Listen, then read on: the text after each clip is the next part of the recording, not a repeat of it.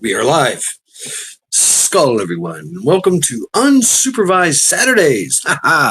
Yes, Unsupervised Saturdays. I am left unsupervised. I got all my chores done. And, and Canajan, happy birthday. Happy birthday. Happy Father's Day, Canajan. Oh, wow. Wow, doing some baking and all that. Man, Mrs. was baking and cooking all day. All right. So I got to check my audio here.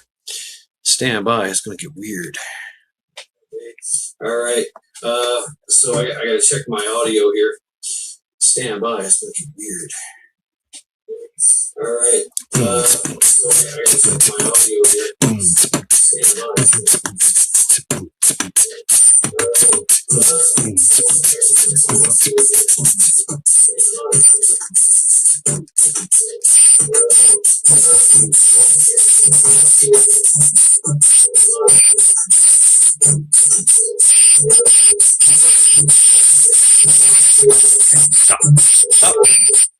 Stop. Okay. Boom. Welcome, everyone. Welcome. Whoa, man. Wow. Everybody's popping up in here. KP Heathen, Hunter, Jennifer Schwab, Blue Butterfly, Daniel Berry, Sports and Highlights, Hunter. How y'all doing, man? Welcome to Buenos noches. Buenos noches. Yes. Welcome to Unsupervised Saturdays. Let's go.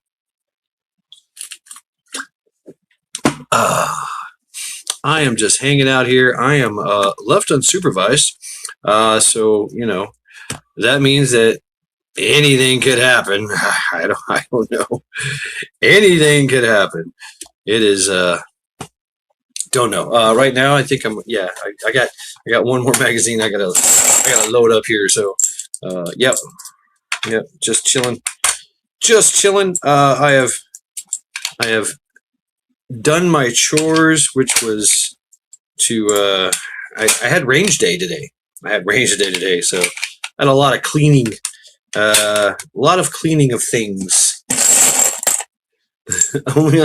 only supervised by this room, right? Blue Butterfly, yeah. Yep. So I had to clean a new rifle. I didn't really clean much of my pistols. I was like, I just kind of oiled them down and all good. All good. But yeah, it's amazing how much carbon buildup happens on a rifle, man. It's amazing. Lots of work.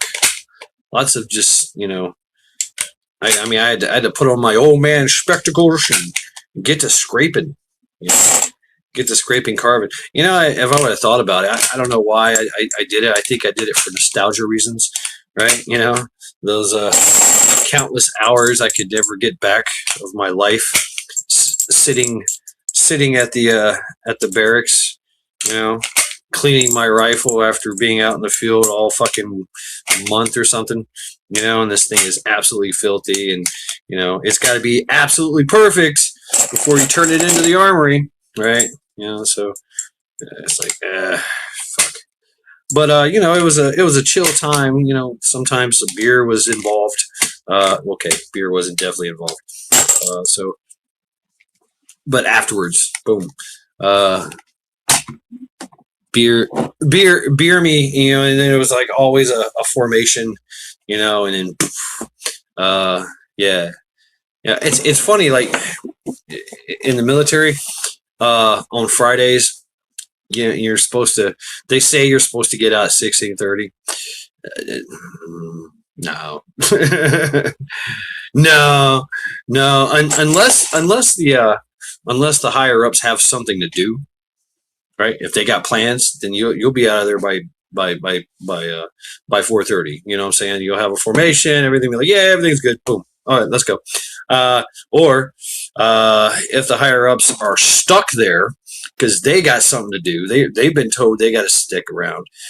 guess what? Your life is going to be hell. And 1630 turns into 1830, and you're like, man, I just want to fucking get out of here.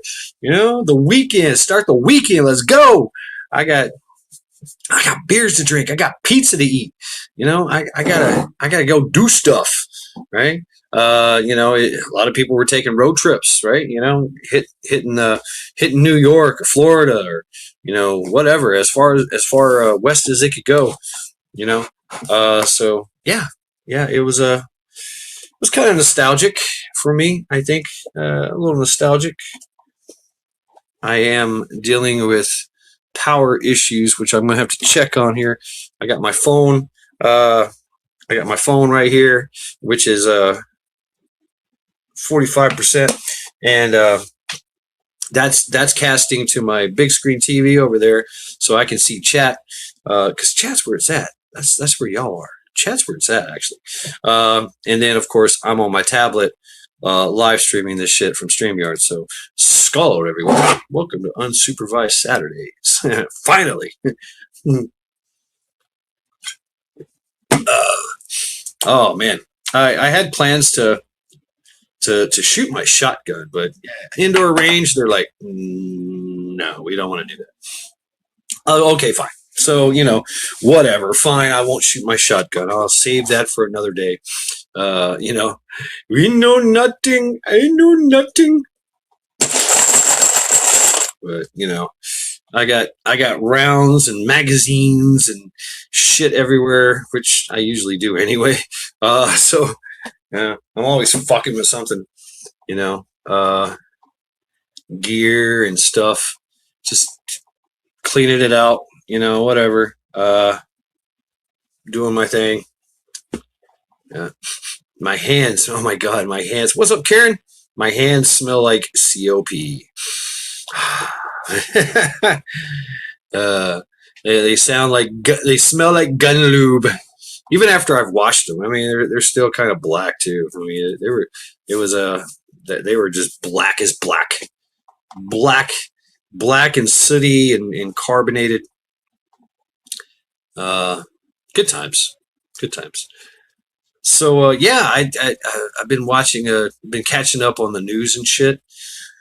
It appears that Britain, you know what? I'll save this for when we get somebody up on one panel. I'll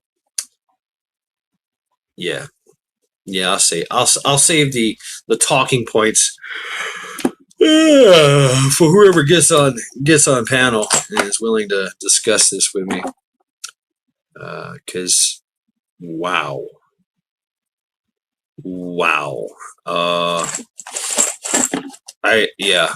Spawn of metal.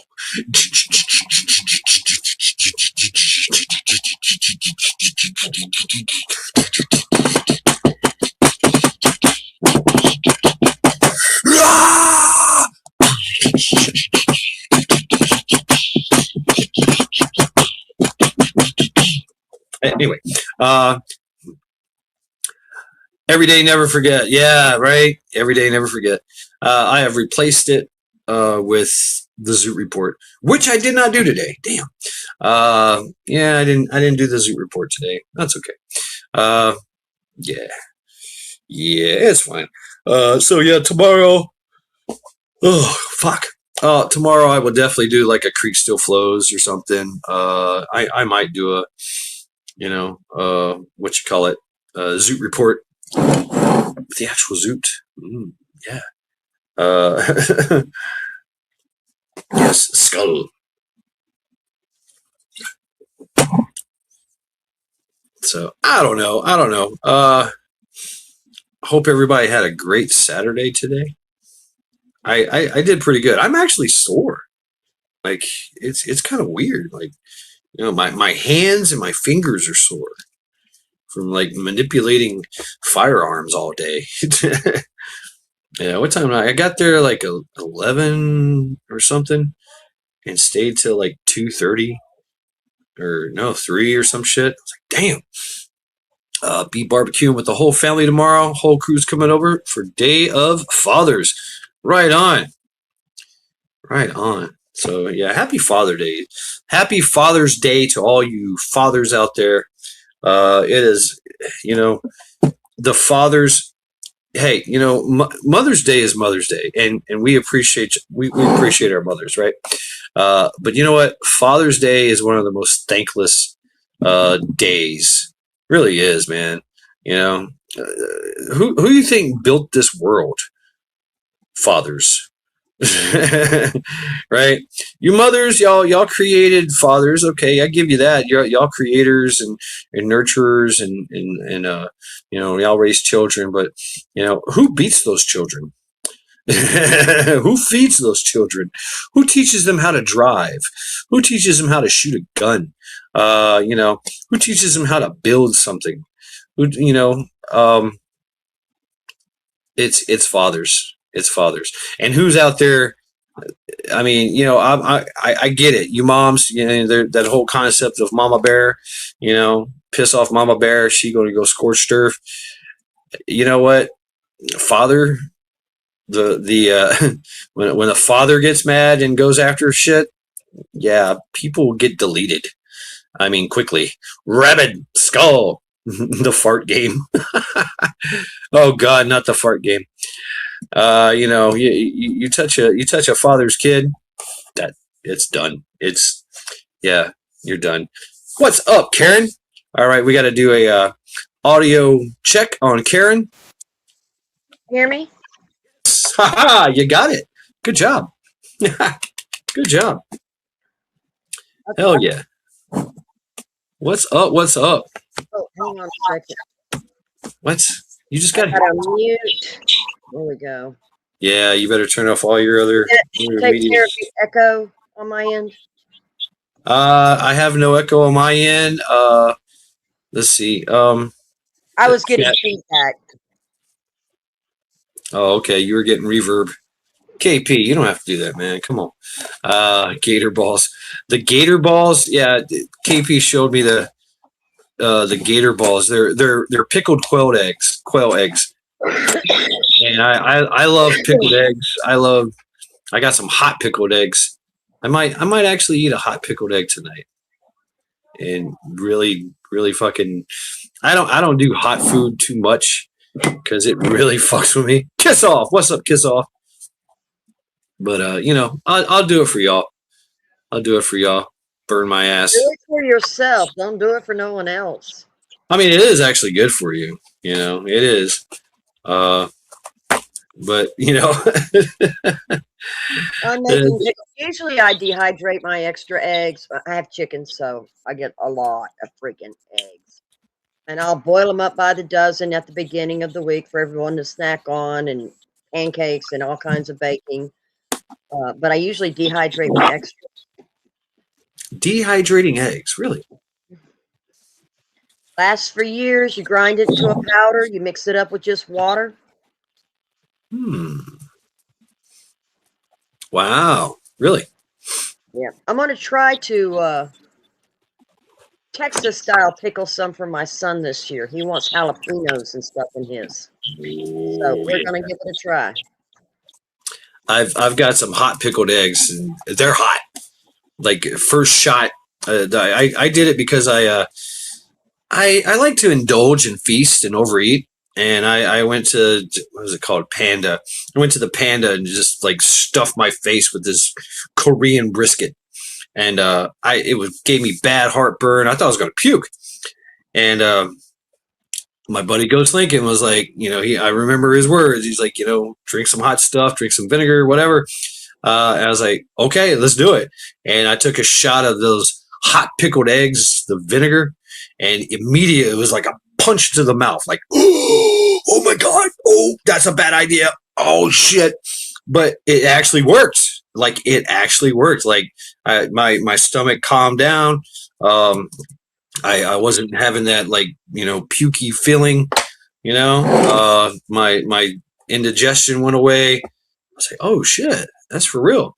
People don't realize that the capsaicin has a shit ton of vitamin C and other. It's great for a hangover. We used to take bird peppers and brew them into a tea and drink that hot tea with honey. Cure the Bird hangover like that. bird peppers. What? They're little teeny tiny, kind of like a Tabasco but smaller. You called it bird peppers. We call them bird peppers. Okay, what's the BROD. real name? I have no clue. Some that grew on Granny's farm. Now, my husband, he's got to be part Mexican. Hot does not bother him, and he'll invite friends over and then trick them because I have Carolina Reapers, I have ghost peppers, I have Trinidad scorpions, and he I know makes me your grow husband. these for him every year. I know your husband. Yeah, I know your husband. Yeah, there's a story. When I had just got out of the Marine Corps, and I was not in a good place. Just say that. I was not, and so I disappeared to a place called Scotts Hill in Tennessee, out in the middle of nowhere, out in the middle of the woods. I got a job at a pallet company, working in a sawmill making pallets. And there was this big fucking dude. Like this, he drove the forklift. His name was Bear, and he was straight up Cherokee. He was Army too, so he found out I was a Marine. He's like, "Oh yeah," but Maybe you do know my husband. no, this guy was Bear. massive. No, massive and massive. He had a big belly. He was like 7 foot tall. And I used to fuck. He used to fuck with me all the time. And he had a double barrel 12 gauge Derringer. And he would pull it out and point it at me. I was like, "Motherfucker, I will kill you. You're gonna have to shoot both of those." I mean, because I was like, "Fuck you, man." I mean, I just got out of the Marine Corps. I'm like, deploy knife hands. I was like, "Don't fucking point a gun at me. I don't give a fuck. I don't give a fuck who you are. I will try to fucking kill you." And he was like, "Damn, you really?" So yeah, don't fucking point that gun at me. You know, like, don't fucking do it. I know you're fucking around, but I'm fucking serious. You know, and so Everybody's PTSD hits in different ways. that's that's a trigger point for me. You point a gun at me, I'm not. Mine is when you loom over me. Oh yeah, don't let Loom anybody get in over your me, face. Don't. put nads in my hand. I will twist. I will run between them. I will jerk them up the crack of your butt, and I will run you headfirst into a wall. That's and I won't just, even think. yeah, and that's I good. won't even think. That's good. That's proper self defense. Never let anyone get in your face ever. Right? If they get in your face, drop them. Boom, right there. Because even if they grab you, guess what? They can't hit you with that hand. Right? And you got everything else. Always step in, never back up. Don't right? You got your elbows, you got your knees, you got your hands, you got your headbutt. Oh my god! But anyway, yeah. So you're getting me on something else. So anyway, he's like, okay, all right, fair enough. But he was still like. Then he found out I was a Marine, and he was like, "Why don't you come over to the house?" I was like, "Only if you promise not to point any fucking guns at me." Right? And he's like, okay, right? And we started drinking beers, and that's what he did. He pulled out this jar, of these peppers. He's like, "Yeah, you're a Marine, huh? You're a Marine. You're a badass, huh? I bet you won't eat one of these." Right? He dared me. He triple double dog dared me with the fucking, the backing of the Army. Yeah, not the Department of, the United States Army. So basically I had to do it. I had to do it. And it was one of those super fucking, what'd you call it? Carolina Reapers? I don't even know what it was, but it lit me up. It turned me red, like this red, right? And it took everything. I was crying. Snot was coming out of my nose. Right. I was drinking beer like it was nothing. Right. And he's just sitting back, just right. I'm like, "You motherfucker, fuck you." Yep. Bear. I'll never forget Bear. Yeah. Yeah. Good times. Yeah. I think him and your husband are related, I think. What's up, Eric? Except my husband's only 5'4". My husband's a little teeny tiny guy. Oh, okay. People are amazed when they meet us because, basically he's so fucking melon, he just ignores my bullshit, He's just like the mellowest person you've ever met in your life. Until he pulls out that jar of freaking Carolina Yeah, Reapers. he's got a little bit of a. Yeah. Or I make jams and jellies and stuff, and I sell them on the side as a side gig here and there in the season. Nice. And they like it when I make habanero peach jam. That's good. That's good. Yeah, substitute the Trinidad scorpions for the habaneros. No, thank you. No, thank you. I mean, no, thank you. No, I'm good. Those are drunk party night challenges. Yeah, fuck that. I also tell the story of Steve. If you don't know who Steve is, check out my archives. Steve went to Indonesia, and as a part of a rite of passage or a vetting process of the locals, because Steve was trying to grab a chomo.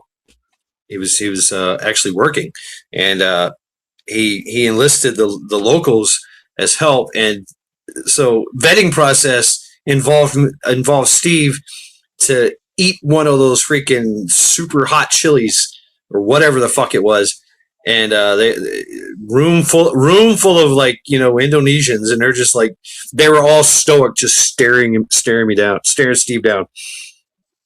And I eat it, and they're just like looking at me like, okay, is he sweating? Okay, is he gonna scream? Is he gonna drink water? I mean, that right there for Steve was the talk about stoicism, talk about discipline, and I was Steve was just like, yeah, that's good. We had this little Mexican restaurant. They all started laughing, and ha ha ha ha ha. My husband, he bring his own peppers in from the garden, and I have some Thai chilies, some super hot Thai chilies. They're like 50,000 Scoville. Yeah, fuck that. The Reaper's like 200 million Scoville. But he'd go in there, and the waiters would come up, and they tease the white people, about not being able to handle their spices. And they got curious because, he had these little peppers lined up, and it's like, can I have one of those? And I think they were Thai dragons. And it's like, yeah, go ahead. We made that little waiter cry. What? His mama owned the restaurant. She came out. She took one, and she was like, "Whoo!" And then she started laughing at her son too. She liked hot with my husband, so it got to the point where he would bring peppers in, and they would cook them for him in the restaurant and bring it to him with his plate. That's nice. That motherfucker cleared that whole restaurant one night. The tear gas that came out of that kitchen sent other people into asthma attacks, made small children cry and run out of I about beat the hell out of him. Damn. I about beat the hell out of him. He cleared that whole fucking restaurant. And there was a whole group of firefighters in there. Oh, there you go. Yep. Said never again. He's not allowed to bring his hot peppers to a restaurant ever again. Yeah, but that's pretty cool though. I mean, they were like, "Hey, you got some hot peppers. We'll cook it up for you." And I took her a basket for her own personal use. Yeah, I was going to say, they have some too for their use. Hell yeah! I mean, ingredients. I mean, if a restaurant can get good ingredients, man, they're happy. They're happy. Yeah, I'm sorry. A couple of friends that make a killing. You would not believe how much it costs to raise your own meat now, especially. The rabbits don't cost that much to raise, but say like goats and stuff, especially if you have to have them slaughtered in a licensed facility before you sell it. And she supplies restaurants with all organic meat and veggies. She makes a killing. Wow. As she says, the hipsters will pay through the nose if they know it's organic meat, not tainted with anything. Wow. What's up, Ad Jack? What question are you asking me? Ad Jack. Is mad snot mud snot? Okay. Okay. Okay, anti. I don't know. No, I don't know. They fuck with me. I have to go back. It's already off my screen. Oh, okay. Boom. Okay, mad shot's not mid shot. You know, the whole joke, you know, mud butt. I don't know. Mad snot. Now they're talking about mad snot. I don't know. Yeah. Who Are you knows? trying to ask him if he's got a snoot full yet?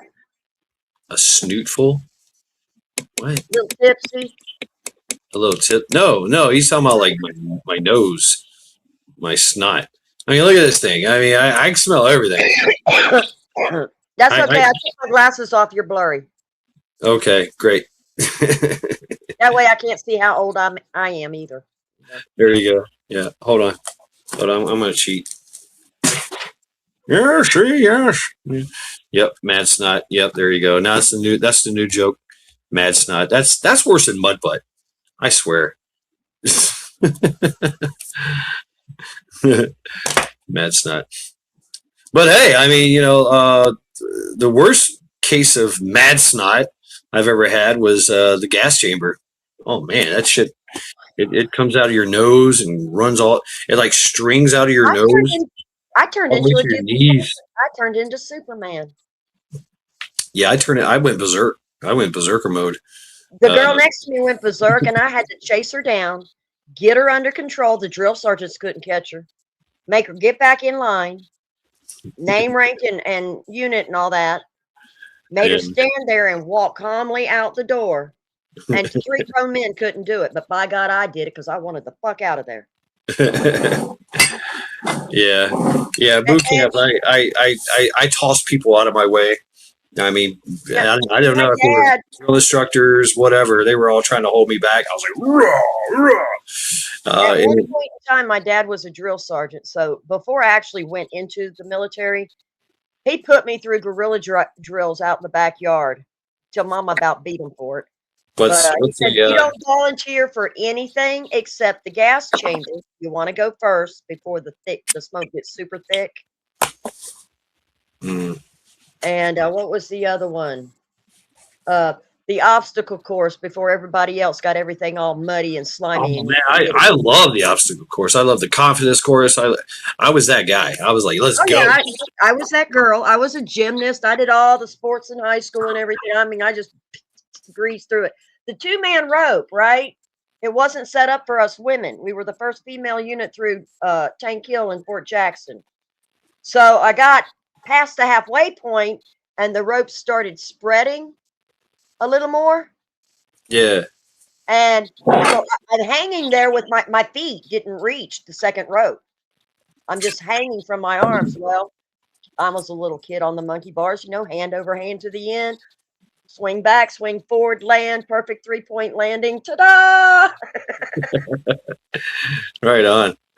Yeah. Hell yeah. Yep. Good times. Good times. Yeah, I hated that I couldn't run when I was in. I had to sneak at night to run the obstacle course because they wouldn't allow us to do it during the day, or it had to be like a squad or platoon thing. Like I couldn't just run it by myself, so I had to wait till nobody was looking and I could run it. I love the obstacle course, loved it. Confidence course, great. The soldiers who could not make it for whatever reason, they paired them with one of the better soldiers that could just run it through a breeze, and that's how we spent our Sunday afternoons, pulling our fellow soldiers up and getting them through it. Yeah, the Marine Corps was all about liability. You don't want to break nothing, don't want to hurt nobody. You're out, you're off the line, that kind of thing. So they threaten us to, hey, you're. Well, women were different than men in that women got no problem helping each other out and banding together. We don't have a problem with that the way the men do. Well, no, it was higher up. I mean, it was our command was like, no. No, you can't do that, right? Worst things you could be doing. Oh yeah, and we did those. But circling back to the gas chamber. Yeah, yeah. I went berserk. They finally it took uh, my senior drill instructor, who was a badass, like came out of Force Recon. He threw me up against the wall. Was like, "Get over yourself, Turner," and got me through that. I amazed mine. I was so calm. Um, no, I amazed mine because I went berserk and started throwing motherfuckers around like they were ragdolls. But Well, afterwards, it's the mental. oh yeah, it's My dad told me my dad got in my face. He said, "You remember when you were in the fire and you had smoke inhalation?" I said, "Yes, sir." He said, "It's going to be just like that. The difference is you won't die from the gas chamber." yeah, it just sucks. So I knew going in that it was going to suck really bad, but I was not going to die. So I didn't hit panic mode. Yeah, I did. I did. I was like, let's go. I've got that berserker spirit in me anyway, so the berserker gene. But what happened was is later on, my company became the guinea pigs. What's up, Teresa? For the CBIRF, the Chemical Biological Instant Response Force. I started that. I wasn't a part of it, like it is now, like it's an actual unit, but I started it and I was the guinea pig. And so we went to the gas chamber like every fucking week, sometimes 2-3 times a week. So I got immune to it. Like literally, I just got immune to it. Because you go in there, like your first time, you're like, oh, I mean, we had to qual like every year, right? Every year you had to go to the gas chamber. But once we became CBIRF, it was just like every fucking week. And anytime we went out in the field, we're in MOP level 4, boom, there pop smoke, and we're like, okay, 9 seconds, right? They pop CS and CN on us, and I literally had a grenade right next to me, and I'm taking a knee because I can't move. Right. And this thing is just bellowing in front of me. And the instructors are looking at me like, I was just like, yep. Good stuff, whatever. The scariest part that of the CBIRF was they took us in there and they did a nerve gas check, right? A nerve gas room, and we had the atropine pens, the atropine, and we had atropine on us, and they were running around with atropine on us, and they gave us this a very low dose, so they say. I don't know. And if somebody started showing signs, because they're looking like right in your face, like, "Are you okay? Are you okay?"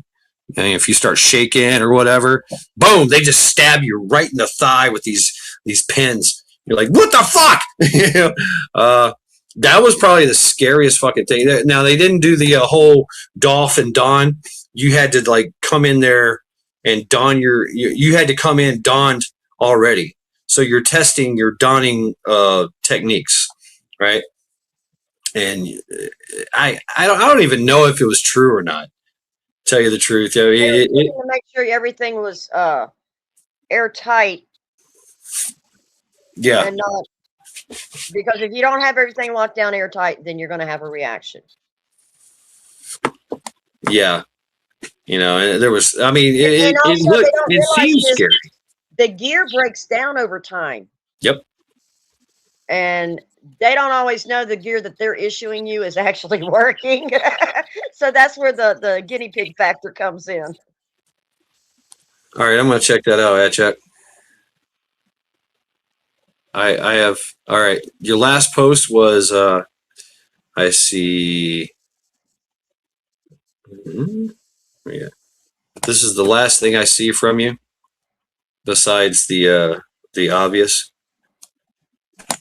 And going back, let's go back. Find your second post. Right. Okay, Teresa. Okay. And the last post you made to Michigan Outpost. That's the last two I see. Anti. So you tell me. Well, the last three actually, because this is your this is the third. So there you go. Anyway, yeah. You're not stroking their ego hard enough. Who, me or them? No, anti with the YouTube. He's not stroking their ego enough. I mean, it's in the name, anti fuck you YouTube. Let me do this. Maybe that's the fuck you back. Yeah, I don't know. Anti can be a little controversial from time to time. Anti done pissed off some AI. Anti pissed off AI. Yeah, okay, I can see that.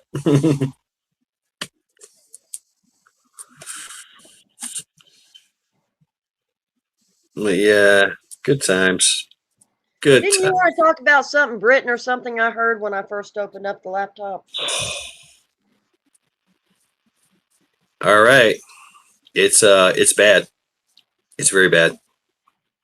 It's worse than our Jeffy Epi. It's a lot worse. Oh yeah. So it just came out. They have something called the Grape Gang, and I'm saying that the Grape, take away the G, right? The Grape Gang Files. Okay. Oh yeah, I already heard this. I subscribed to Funky Prepper, and he put all the numbers and statistics up on his blog there. Yeah, it's disgusting. It's absolutely freaking disgusting. Hundreds of thousands.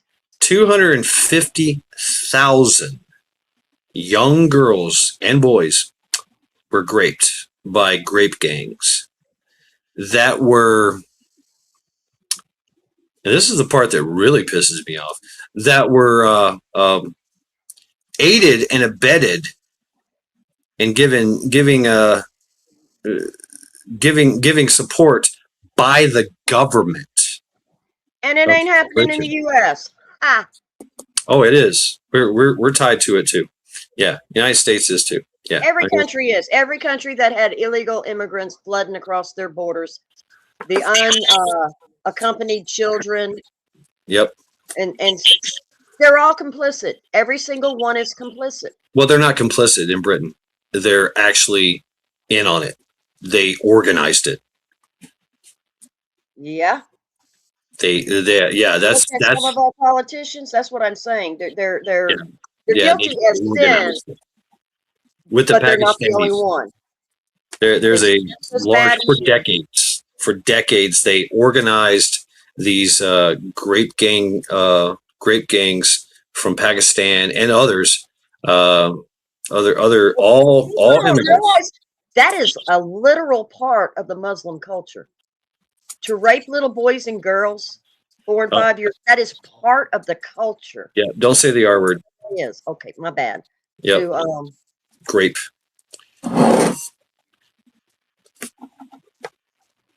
Yeah. Grape it. Grape. Grape. I say grape. And that's stupid too. What's up, Pilgrim? That's almost as stupid as them now terming when a woman has a baby, they say she popped. You're not allowed to say she went into labor and delivered her baby, however she delivered it. They're saying she popped. She popped? It's stupid. Who says that? Oh, that's coming out of New York and California now. That's the new woke thing. A woman isn't a woman. She's a birthing parent. A birthing individual. Yeah. A birthing person. The birthing person pops. The birthing person pops. What's up, Vanessa? Effing stupid. Yeah, I agree. Absolutely. I agree. And when you demean it and you belittle it and you erase it and make light of it, you allow the grapings to continue unabated. Yep. You're playing right into it. What's up, Tactical Muffin Top? Yeah, and that's part of it. The vernacular, the rhetoric, and they demonize, or they make the other side the enemy, and they change their names. Give them, what's up, Fish Sticks? Major mental illness is the new epidemic. It is. What's up, old grouchy Kentucky guy? Skull.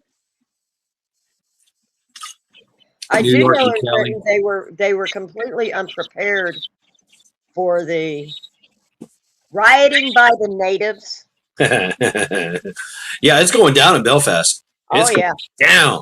Yeah, and this London. the light of the Great File files, uh, the Grape Gang files, is it should start it off. They should. There's going to be torches and pitchforks. The real problem is going to be when these teams, when these soccer teams get back to Europe after we corrupted them with our point of view, after we let them fire pew pews, after we took them to Bucky's and all this other stuff, after we took them to our coliseums. Right. They're going to go back home and say, "Oh hell no." Yeah, it's going to be bad. Lynch mobs. Yeah. Yeah, because Oh, we yeah. got them going. Don't give up your guns, U.S. Don't give up your guns. You are right. Don't give up your guns. But Yeah, we hear that. they have changed their attitude and the way they see things now that they have actually experienced life over here and not just been lied to about it. You know, they're getting firsthand. They're Thermite. getting down on the streets and meeting the actual people. And, Oh yeah. Yeah. yeah, there's a reckoning coming when those teams go back home. You think so? And all the fans that have come over here. When they go back home, there's going to be a reckoning. Yep. Rowdy, drunk. I mean, that's how Britain riots. They get drunk in the streets and just start throwing beer bottles and getting violent. I mean, that's part of their culture anyway. You know, especially Ireland. Wow. I mean, that's their popular pastime is drinking, fighting, and football, or what they call football. You know, and blowing things up. What's up, Huck?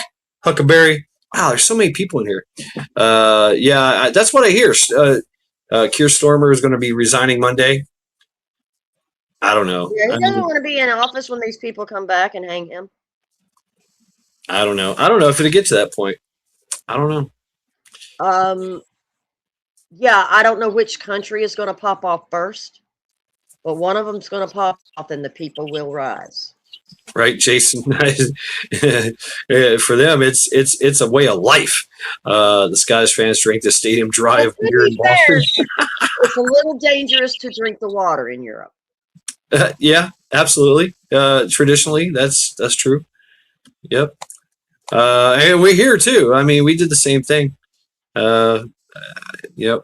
What do you got here? A lot has resigned from the embarrassment kicks and the great shitty deal.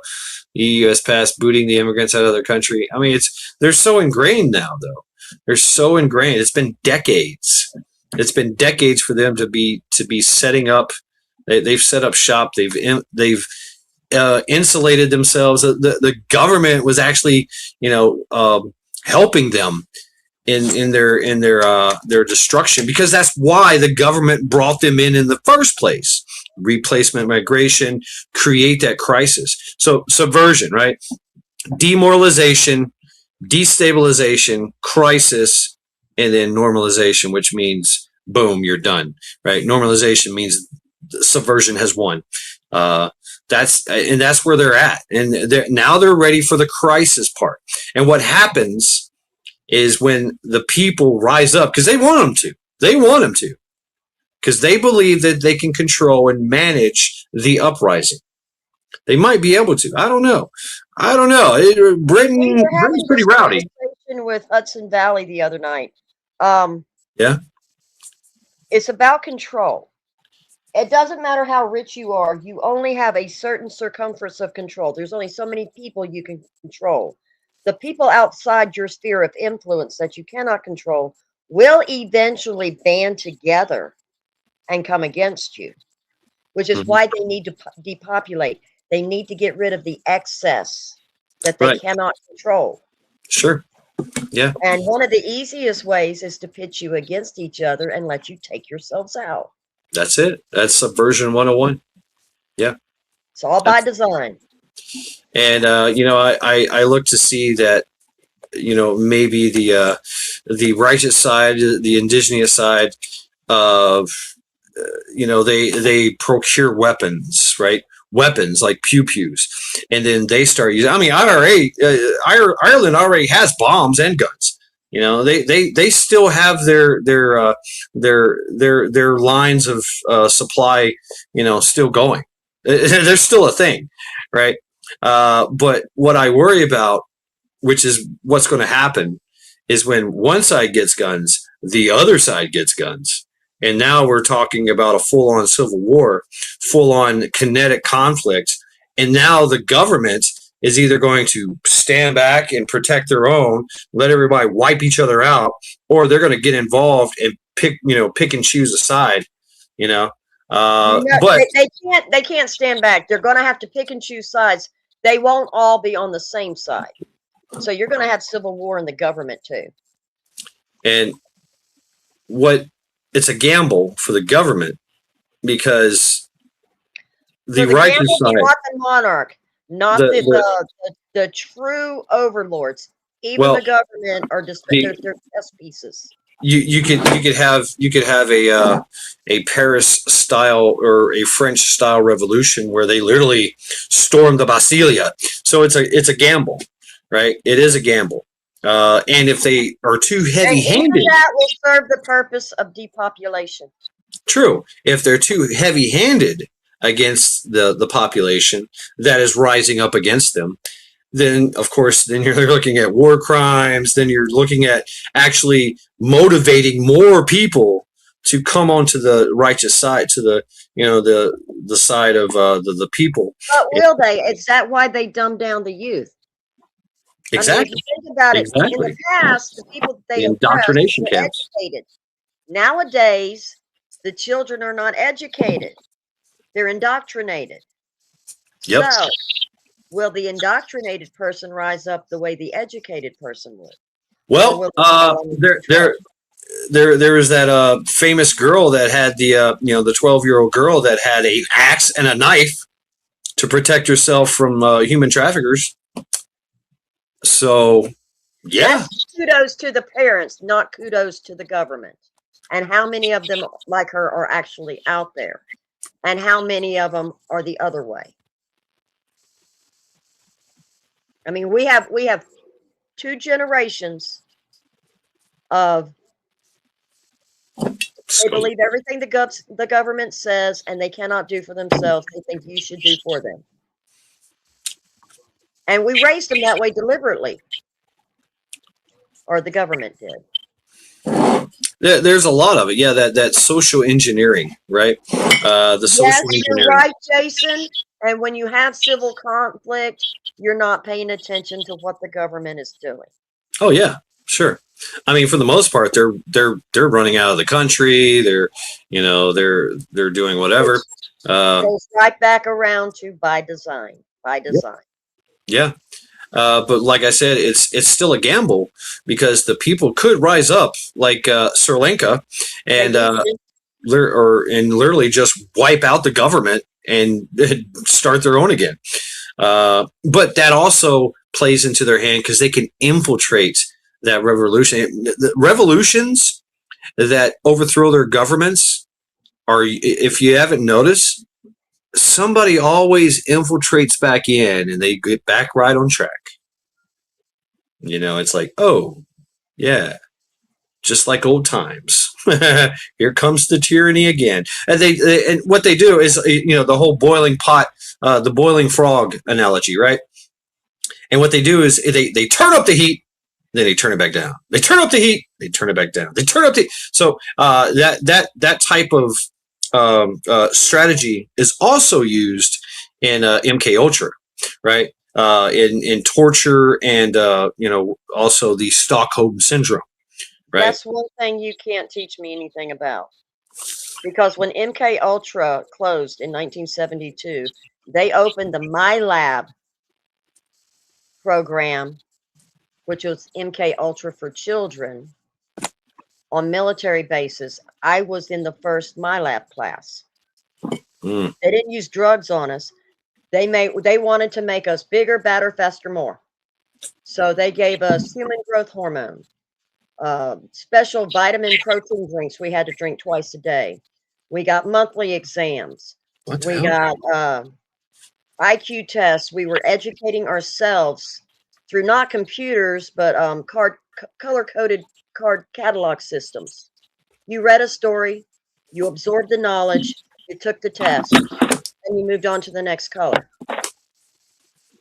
And Wow. then again, every month it was a physical. Every month it was a psych exam. Every month it was they would put glowing gel down our face and x-ray our bones to make sure our face was growing evenly. You couldn't be lopsided. Vision was tested, reflexes were tested constantly. Wow. And in 1978, they moved it into public schools under the Gifted and Talented program. What's up, Bob? But yeah, they never actually closed MK Ultra down. They just shifted focus from adults to children. Yep. They found out that they don't even need drugs. You know, Not with children, no. they just need a push. That's it. You know, here's your TikTok. Here's your authority figure. You know, that's telling you what you need to do. You know, shh, don't tell your parents, right? Don't tell your parents that you pledged allegiance. Because, like I said, the first programs were in military. Then the next programs, and that was called My Lab, Military Intelligence, Learning, and Biology, or something like that. Interesting. And then it went into the Gifted and Talented program in public schools before the internet. And then when the internet came along, they used the same thing in the internet program with all the rest of the children. I mean, you know, the subliminal messaging is old school, and it's not even a thing anymore. They don't need it. All that research and development did. They don't need it. It's that no, they don't need it. They don't need it anymore. They don't need it anymore. It's just mere suggestion, just common mere suggestion. Oh, it's still in. It's still in the cartoons that they watch. It's still in the YouTube programs. Look at this. All you smokers out there, I don't have to say a thing. All I have to do is just do this. You know, it's a mere suggestion, and boom, there you go. It's done, right? If you take a McDonald's straw and you cut it to the length of your cigarette, McDonald's straw, because they're exact the same diameter as a king size cigarette. And it's not the urge. It's not the habit. It's the muscle memory. See? All you have to satisfy is the muscle memory. So I can hold this all the time, take a hit off of it, and I get the same endorphins like I'm actually smoking a cigarette. Okay, but if you're videotaping, I want a cigarette now. You know what I'm saying? It's just all it takes is just mere suggestions. That's all. That's all it takes nowadays, and that's all social engineering is all about. We talk about the military industrial complex. No, it's the entertainment industrial complex. You know, that warps the hearts and minds of children and men and women, and making. Trust me, Hollywood was founded on psyops. Yeah, it's called relativism. It induces relativism. You know, hey, you too can be a furry, trans, you know, whatever. That's the thing. That's the thing now. It's all the rage. You know, join the club. Right? I like to mess with them. My niece was putting all this stuff out Friday about Juneteenth. In my opinion, Juneteenth was for the last free blacks. That was their celebration. The Army hijacked it and shoved it down everybody's throat, or the government hijacked it and shoved it down everybody's throat. Juneteenth is not for me. I was not one of those slaves. I didn't own one of those slaves. I celebrated it because I got the day off. Winning. Well, yeah, and banks were closed and everything but it's cultural appropriation if you run out there and scream, "I'm celebrating Juneteenth," and you're white, you know. Because the black people are like, you know, that's our holiday. That's our holiday. I mean, and they did hijack it. But But are you wait? Are you saying that cultural appropriation is bad? I'm saying they pick and choose, and the government's guilty of it constantly. Okay, I mean, but it sounded like you were saying that cultural appropriation, that white people shouldn't celebrate Juneteenth. No. I'm not saying white people shouldn't celebrate it. I'm saying it wasn't intended for us. It's not like, okay. I think it should be observed. Celebrate Thanksgiving the way white people do. I think it should be observed. Because those who forget their past are doomed to repeat it. Yeah, exactly what you just said. But my niece is up there, and she's oh, you have to celebrate everything. Anybody who has a moral conscience should be celebrating this day because it represents blah blah blah. And I answered with one word. I answered, nope. And all I said was, nope, I wouldn't celebrate. I'm busy. I've got the cows to take care of and the goats to take care of and the groceries to get. I don't have time to celebrate Juneteenth. I don't have time to celebrate Easter. You know. That's your choice as an American. And all I said was, nope. One word, not even a cuss word. War 3 on her Facebook feed. You would not believe how many people commented on my comment, like, oh, you're old, you're a bigot, blah, blah, blah. And I answered everyone with, no, I'm Gen X. I don't give a fuck. Yeah, we don't care. Yeah, exactly. We don't care. Oh, great. That just means I got more shit to do. She called her daddy. Her daddy laughed in her face and said, it's my big sister. You knew better. Right. Like, stuff to do. Imagine that. Yeah. Right. Don't have time to go out there and worry about. And it's. I like history. I mean, that's my thing. I like history. In all history, not just that history. Not just I love all history. What's up, Bob? Thomas Sowell said that it was bullshit. That Juneteenth celebration for the blacks were for the blacks of that area. Well, I would like to argue that Christmas is bullshit. Yeah, I would agree. I don't believe in any of the religious holidays. I'm not a Christian. I mean, Christmas was actually the greatest marketing strategy in the world by Macy's. I mean, yeah. And by the way, I'm going to leave you all unsupervised. When the Roman Catholic Church took over Europe, when they took over a culture, they incorporated bits of that culture to get the people to capitulate. And that's what Christmas is. That's what Easter is. That's what Halloween is. They're all pagan, ancient festivals that Christians confiscated as their own. Marketing, there's a word in the side chat. Marketing, okay? Yep. I watch no television. None. I watch no professional sports. None. Absolutely nothing because of marketing. I pay extra on YouTube here for premium so I don't get bombarded by marketing. That is the biggest mind control that I have ever seen in my life. Agreed. I don't get commercials or anything when I'm on YouTube and everything else. I just count the seconds till I hit the skip button. Yeah, I'm willing to pay, and I do pay a little. Yeah, I have to do that on my phone when I'm out in public on someone else's Wi-Fi. But as far as at home, I have Brave, and they take all that stuff out. Yeah. Well, HCR Project, what's up? The last time wife and I went to a small town to have lunch. And there was a football game, whatever you want to call that, trash. I don't like any professional sports. I don't watch any of it. And we're sitting there, we ordered our lunch and we're waiting. And they got the ball, they moved 5 feet.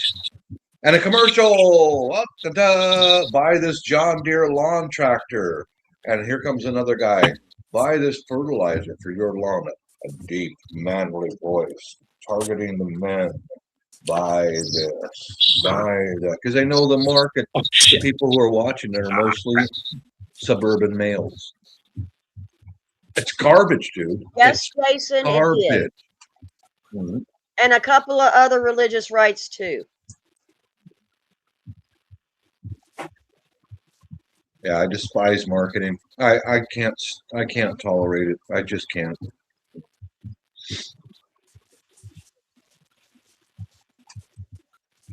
Same with most of the news media. I don't I don't I do watch a little bit of local news, but mostly podcasters that are in my area. That's it. It's all lies. It's all propaganda. It's all lies. I don't watch any mainstream news. I have friends. Like if I want to know what I have friends in several different countries around the world, and I don't watch the news, I call them up and go, "Hey, what's happening in your neck of the woods? Tell me the truth." Yeah, saying You I've know. done that too. I've done that too, and nothing is happening because it's all lies. The What first news time Well, I you know, stuff the is first time happening I that they realized, cover up. Well, like you said, distraction, yeah, redirection. the first time I Don't realized, look at the man behind the curtain. This is a threat to our democracy. yeah, the first time I realized how much they were lying to us Right was back, back guys. in 2004 or 5. I was sitting there watching local news, and I was on Yahoo Chat. That's how I like to spend my time, talking to people in other countries as much as possible. Hey, And yeah. I saw here's a news story comes up. Anti-American hatred breaks out in India. Now, let me clue you in. Indie time, they shut the sound off, and because they showed all these Indian dudes dressed like us right here. The guys in India dress like we do, jumping up and down with their arms raised over their head. American hatred, da da da da da. What's And up, X? then they switched to some brown guys dressed a little bit differently, burning an American flag. And it was in Mumbai, India. Oh, they hate the Americans. Oh, they hate us. The guy on my friends list in Yahoo Chat lives in Mumbai. I said, what the hell's going on? He goes, what are you talking about, Bob? I said, there's a big riots and protests of why you hate Americans. And he said, it's a street festival, Bob. You see people jumping up and down? They're dancing in the street because it's a street festival. That's why they Right. shut the sound off. That's when I started realizing this is bullshit. It's all lies, man. The same way with right around the same time was a major earthquake in China. Oh, please send money to help the people of China because a major earthquake wiped Thank you, everything Lucia. out. Thank you. And they showed some file footage of a guy drinking water out of a gutter, Chinese guy. So I Right. started pinging Chinese chat rooms, the ones who could speak English. None of them. They said, what earthquake? All of them said, what earthquake? No, we're not in trouble. One person, said there was an earthquake up in the mountains, but in that mountain range is normal. And here comes a bombardment of send money to China. They need your help. They're starving. They're dying. It's like, man, I remember. out the window. Thank you, Out X. the window. I remember there was some kind of thing like that, and they actually outed themselves.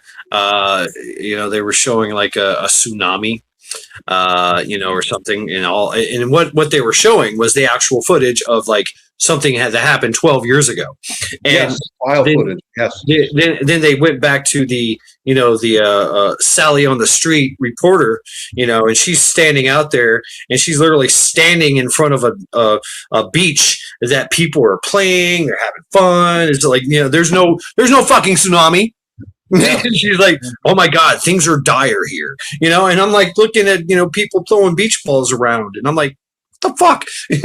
And they were like, hey, scoot over. And they quickly switched her over, panned over to a wall where she had to stand up against a wall. So that, anyway, that's all about perspective, right? All about perspective. Mm-hmm. Build a story, sway. And I'm firmly convinced that 90% of the people who are out there protesting and burning shit down are glued to CNN and MSNBC, and they believe everything they're told. They do. People are out there. OVP, what's up? Yeah, they're insane. It's just crazy, man. No. So, Rabbit, I'm sorry if I may, Rabbit and everybody else that's like, hey, great job on your beard. No, you don't understand. My beard is dying. It used to be down here. It's dying. It don't grow no more. Anyway, go ahead. Now, see, my husband's hair, his ponytail is dying. His goatee is coming in good and strong, but he's losing the length back here. Oh, I got that. I can give you some of that right here. Yeah, see, y'all are doing it in opposite directions. His hair is losing length, but his beard is getting longer. Yeah. See, all my hair is I used to have massive like goatees and mustache and all that.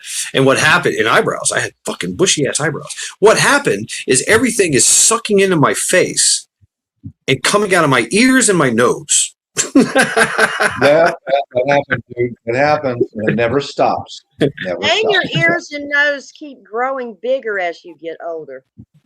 Yep, your ears grow longer. They will. Yep. They get bigger as you get older. Mm-hmm. I don't know about that. My ears and nose are pretty good. They're pretty solid. But hence, this is a segue into the way that I live. I worry about what's inside of my box. Right here. This is the only thing I can control is what goes on inside of my home. There we go. That's it. The rest of it, out there, that's your choice. You do what you do.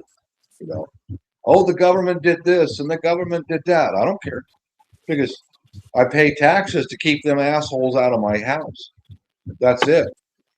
Otherwise, Trump said this and so did that. I don't care because I get up in the morning, I make myself some coffee, I have something to eat, I go out gardening.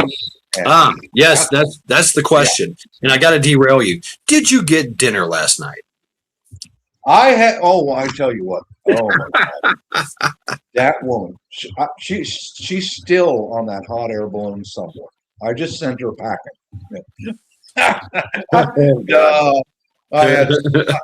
I got some food in the kitchen and all that. Yeah. I'm just joking around. Oh man, yeah. What's up, OVP? How you doing? What's happening? Well, I was supposed to be going to bed, but I thought I'd stop in and visit for a while. So thank you. Be advised, we're left unsupervised over here. Uh-oh. Yeah, that's scary. Yeah. Shenanigans? That's all right. We like shenanigans. Shenanigans are good. I mean, I guess we always have a tendency to get serious, and then shenanigans happen. Good times. So, how you doing, OVP? Oh, pretty good. I got a bunch of stuff done today, and so it's been a productive weekend for a change. It didn't rain. Right. Yeah, it's been nice, like 75 degrees up here. Yeah, I'm outside right now because I don't like to be inside when it's nice out. So, yeah. So what are we talking about? Bob got his dinner. Bob got dinner. Yeah, world domination, and Bob got dinner. That's right. Oh, okay. Yep. Sounds good. I put her on a hot air balloon and just sent her packing now.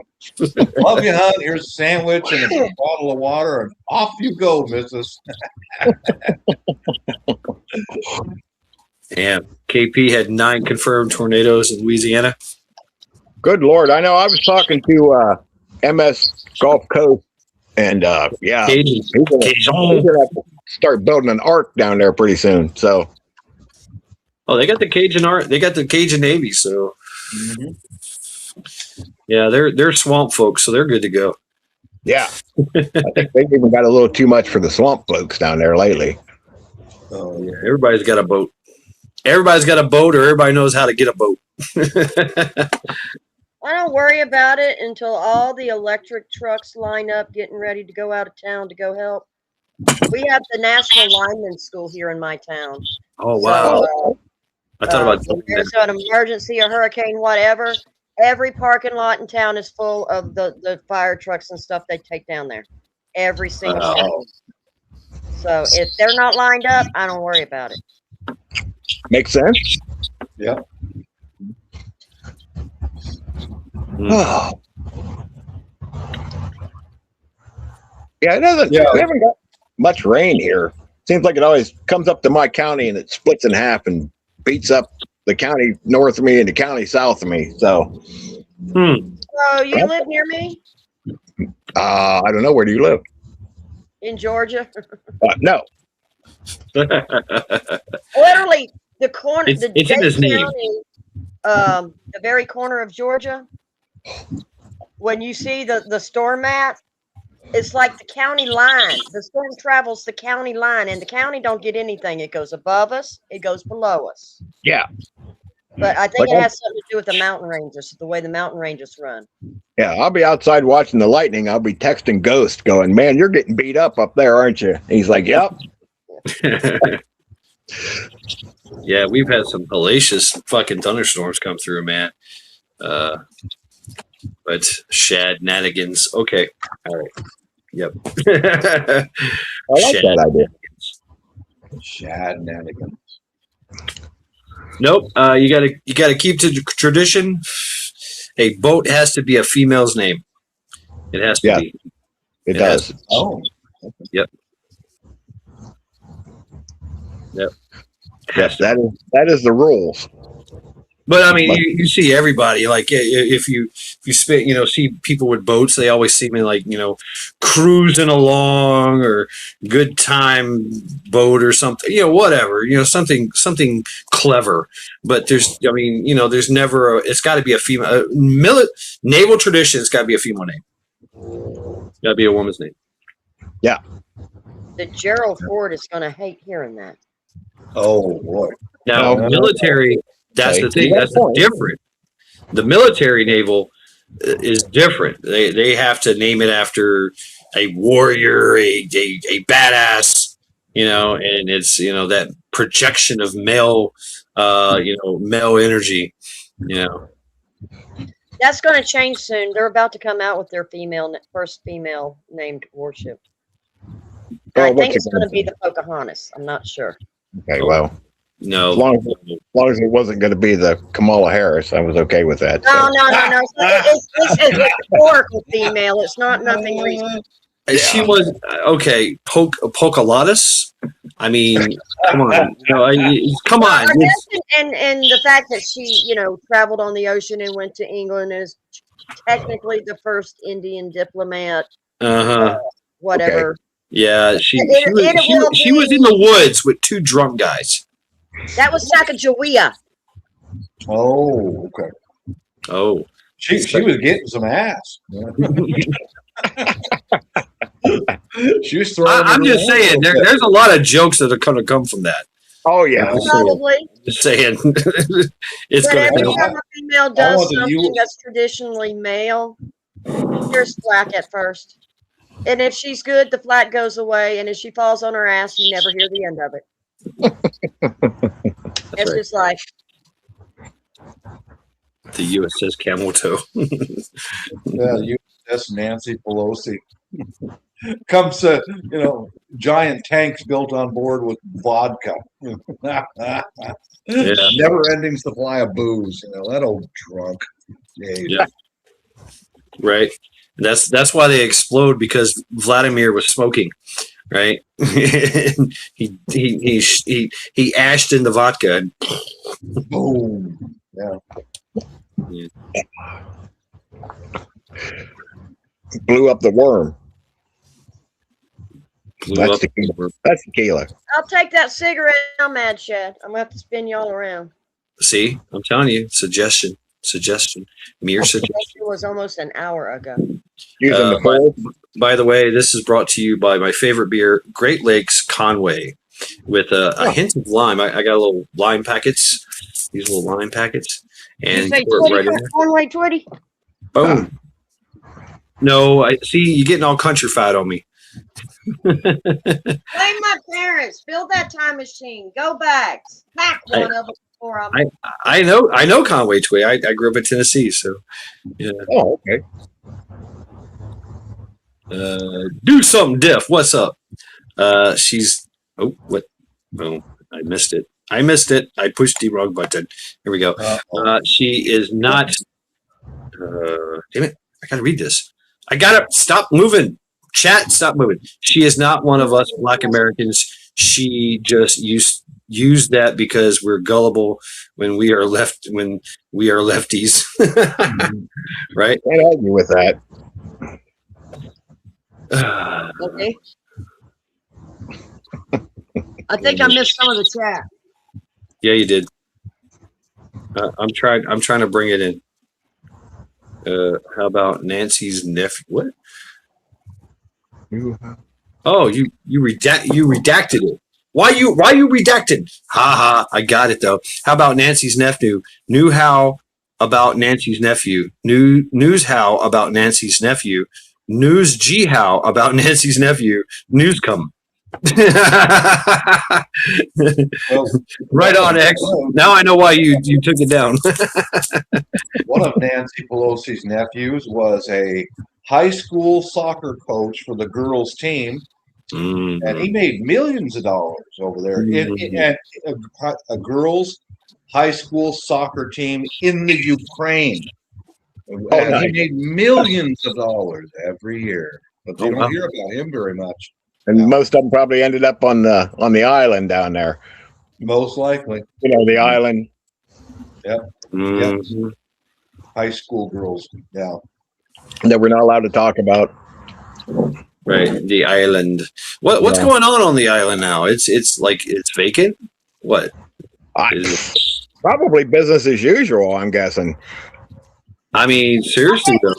Tours. Last I saw about that island, Chad, was some podcaster guy snuck onto the island, and they still got some security people on there. Mm-hmm. So somebody still owns it, and they've got money to be able to own that. So yeah, that whole thing kind of just magically disappeared from the news. Yeah, imagine Crazy that. how that happens. Yeah. There's also another island real nearby there, 9 miles by sea, that belongs to old pedo Joe. Yeah, I wonder where Joe spent his weekends at. I can't imagine. Is he not dead yet? What the hell? Why won't he die? Oh, yeah. Well, I thought he was dead. I thought he was dead like 2 weeks. Yeah, we didn't hear a thing you said, Karen, but that's okay. I said they're alive because the medical profession has gotten really good at just keeping bodies breathing. I don't know. I think Joe died a long time ago. He just forgot to pull the dirt over his head. yeah, Really. that's about right. You know, and they just kept throwing in body doubles. I mean, it's very compelling. You know, look at the ear thing.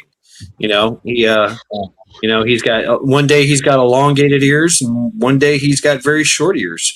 You know. I saw there's a channel here called the Conspiracy Files. Yardbirds. And Right. he showed a lot of the photos that he could get a hold of inside the island in one of the buildings. And it didn't dawn on me right away when they showed a dental chair full of dental tools on that island. Do you know why they had that dental chair? To harvest adrenochrome. Yeah. To pull the teeth out of the children so they wouldn't bite the customers. Yeah. Nice. Isn't that horrible, man? Isn't it? Oh my God. And yet these people are running the world. Not just our country, but the whole damn world. Yeah, these are the folks who've got all the money. Yeah, I think we just my next piece of gear is going to be some type of like portable wood chipper. I'll donate. You want to borrow it? Like I got to do some. It's got to go into development and research, but I want to be like a backpack. First, that way you don't have splatter. Well, I want the splatter. I definitely want the splatter effect. Yeah. But I want it backpack mounted, and then handheld, like kind of like a, When I tell you yes, true old grouch. They pulled the teeth out, so there was a lack of dental work before. And on that same channel, the conspiracy. They showed a room, and now I butchered a lot of animals, a lot in my life, and they showed one room that was a kill room. It was, one door in it was solid concrete, and there was blood stains and all over the place, and had a small drain in the floor, and it was right down the hallway from where there was a ladder that went from the sea. From a boat, you could bring people up and drop bodies out and throw them out in the ocean. It's like, how freaking evil are these people, man? Yeah. They're so freaking even that's just the processing room. You didn't see the kitchen next door, did you? Yeah. And 100 years ago, they'd have been in big trouble. Oh yeah. There'd have been pitchforks and torches, but yep. Well, 100 years ago, they were still doing that. This goes back decades. Oh, yeah. This goes back thousands of years. But had they got caught 100 years ago? Yeah, the last thing they were being walked up that wooden scaffold to the rope. That's the thing they saw. Yeah, that's an interesting thing too. Like back in the day, we loved an execution. Man, it was a party. It was an absolute party. I think it was his name? The front lawn at the White House was the most prettiest setting for a gallows and a picnic lunch. That's what they did. They went to a picnic lunch. It was entertainment. Yeah, you had vendors. I mean, you had vendors out there, selling things. Of course, you had your fruit vendors, right? Here's some rotten fruit. Why are you what rotten fruit? There was a well-known serial killer, H. Holmes. Y'all remember that guy? Oh, yeah. He had a public execution on the Ellison Island, where the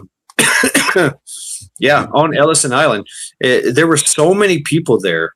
Like the whole island was covered with people. Well, it's not real big.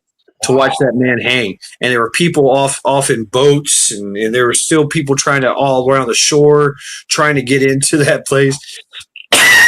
Can you imagine, like hundreds of thousands of people showing up to watch this guy die?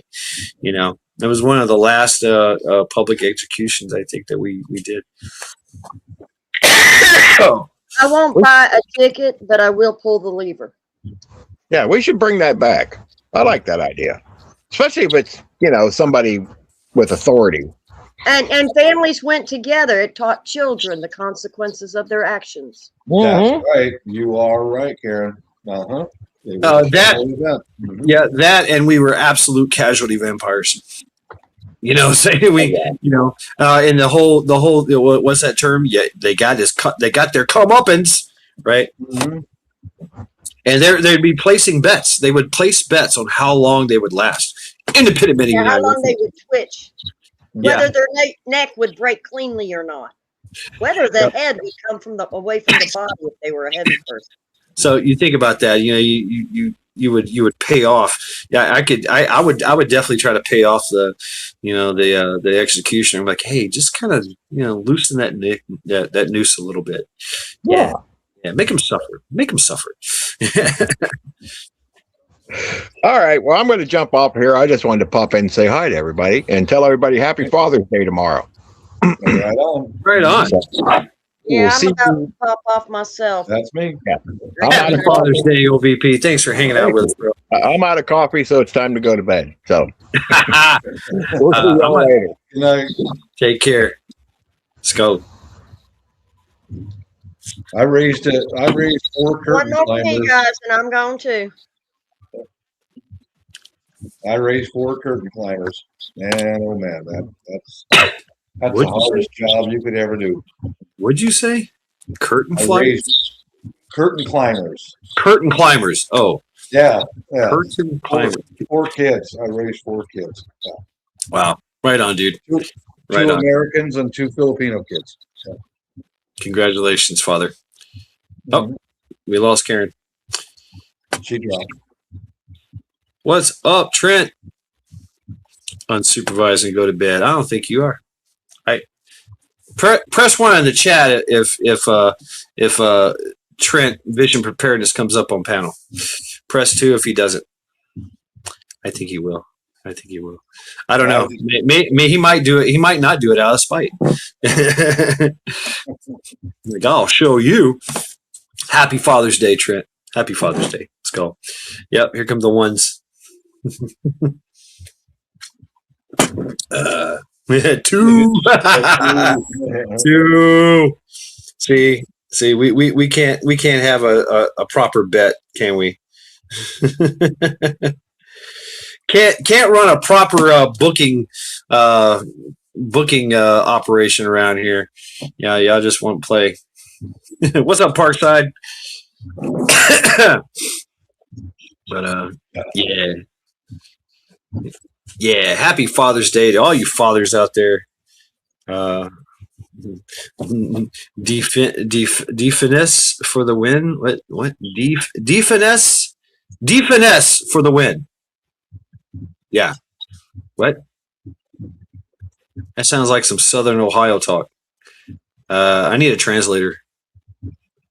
I'm on the West Coast. I'm lost. Oh shit. Okay. You're no help. Yeah. No, I'm no help. Sorry. Oops. Right on, Trent. Get some good sleep, man. Get some good sleep. And happy Father's Day tomorrow. Yep. I hope you get steak and lobster and defense. Well, Mrs. did give me some dinner today. She brought home some Filipino food. Had some of the pancit. Pancit and chicken. It's a chicken and noodle dish. It's delicious, man. With crispy cabbage in it and all that. It's delicious. There it is. There we go. We have translation. Disobedience for the win. There you go. Disobedience. Okay. There you go. We encourage that.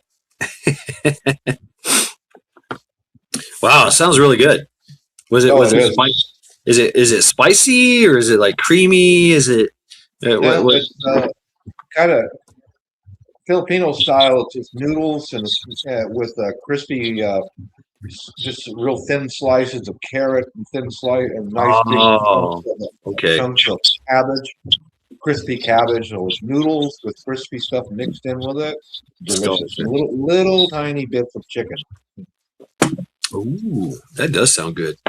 Yeah, that does sound good. No, so I got to eat tonight, so the wife can stick around another day. I might do that. I might do that tomorrow. I might go. There's a what kind of? It's an interesting Asian restaurant, and there's a Thai in there. I think the wife is Thai, and the husband is Korean. Okay. And he's well versed in Korean, Thai, Japanese. So and they come up with some interesting combinations. So I might go check them out. I might go check them out tomorrow. I put a real quick video on my channel years ago. I had an interesting night. We were in Lakewood, Washington, eating in a Japanese restaurant, and the restaurant was full of Filipinos. Oh, yeah? And we want to talk about the mixing bowl, though, you know, and Japanese food cooked by Filipinos, and everyone in the restaurant was a few whites, and the rest were Filipinos. Oh, Wow. yeah, good food, Yeah. man. Somebody's birthday or something like that. Hell yeah. Hell yeah. I used to back in South Carolina, I loved the all you can eat buffets, and I would just and they would come in, and I met some of them. I have a bunch of food stories. There was one place I loved. It was called Chung-Wha. Chung-Wha. It's always this Wha, but I'd been going there for years because it was like the favorite like lunch spot when I was doing pest control. And I found out that they did authentic dim sum, right? You know, like cooked in a leaf, you know, steamed in a leaf and shit. And I was like, oh, what's up, Cherokee? Yeah, independent. Yeah, that's very Washington State. We were in Koreatown, Lakewood, Washington, in a Japanese restaurant, surrounded by Filipinos. You know, West Coast is full of Asian folks, man. I think Cherokee's he's married to a Filipino. I'm not sure. Is he? I think so. Yep. But yeah, so yeah, I would always go in there, and they'd be like, "Oh, hey, how you doing?" You know, and you want dim sum? We got some. I'm like, yes. You know, it was cooked in. They made it all there. They made it all right there. They what was it? What are they called? The leaves? I think they were. What the hell they were? That kind of that fruit that looks like a rotten nutsack. I want it. It's not like a date, but it's something else.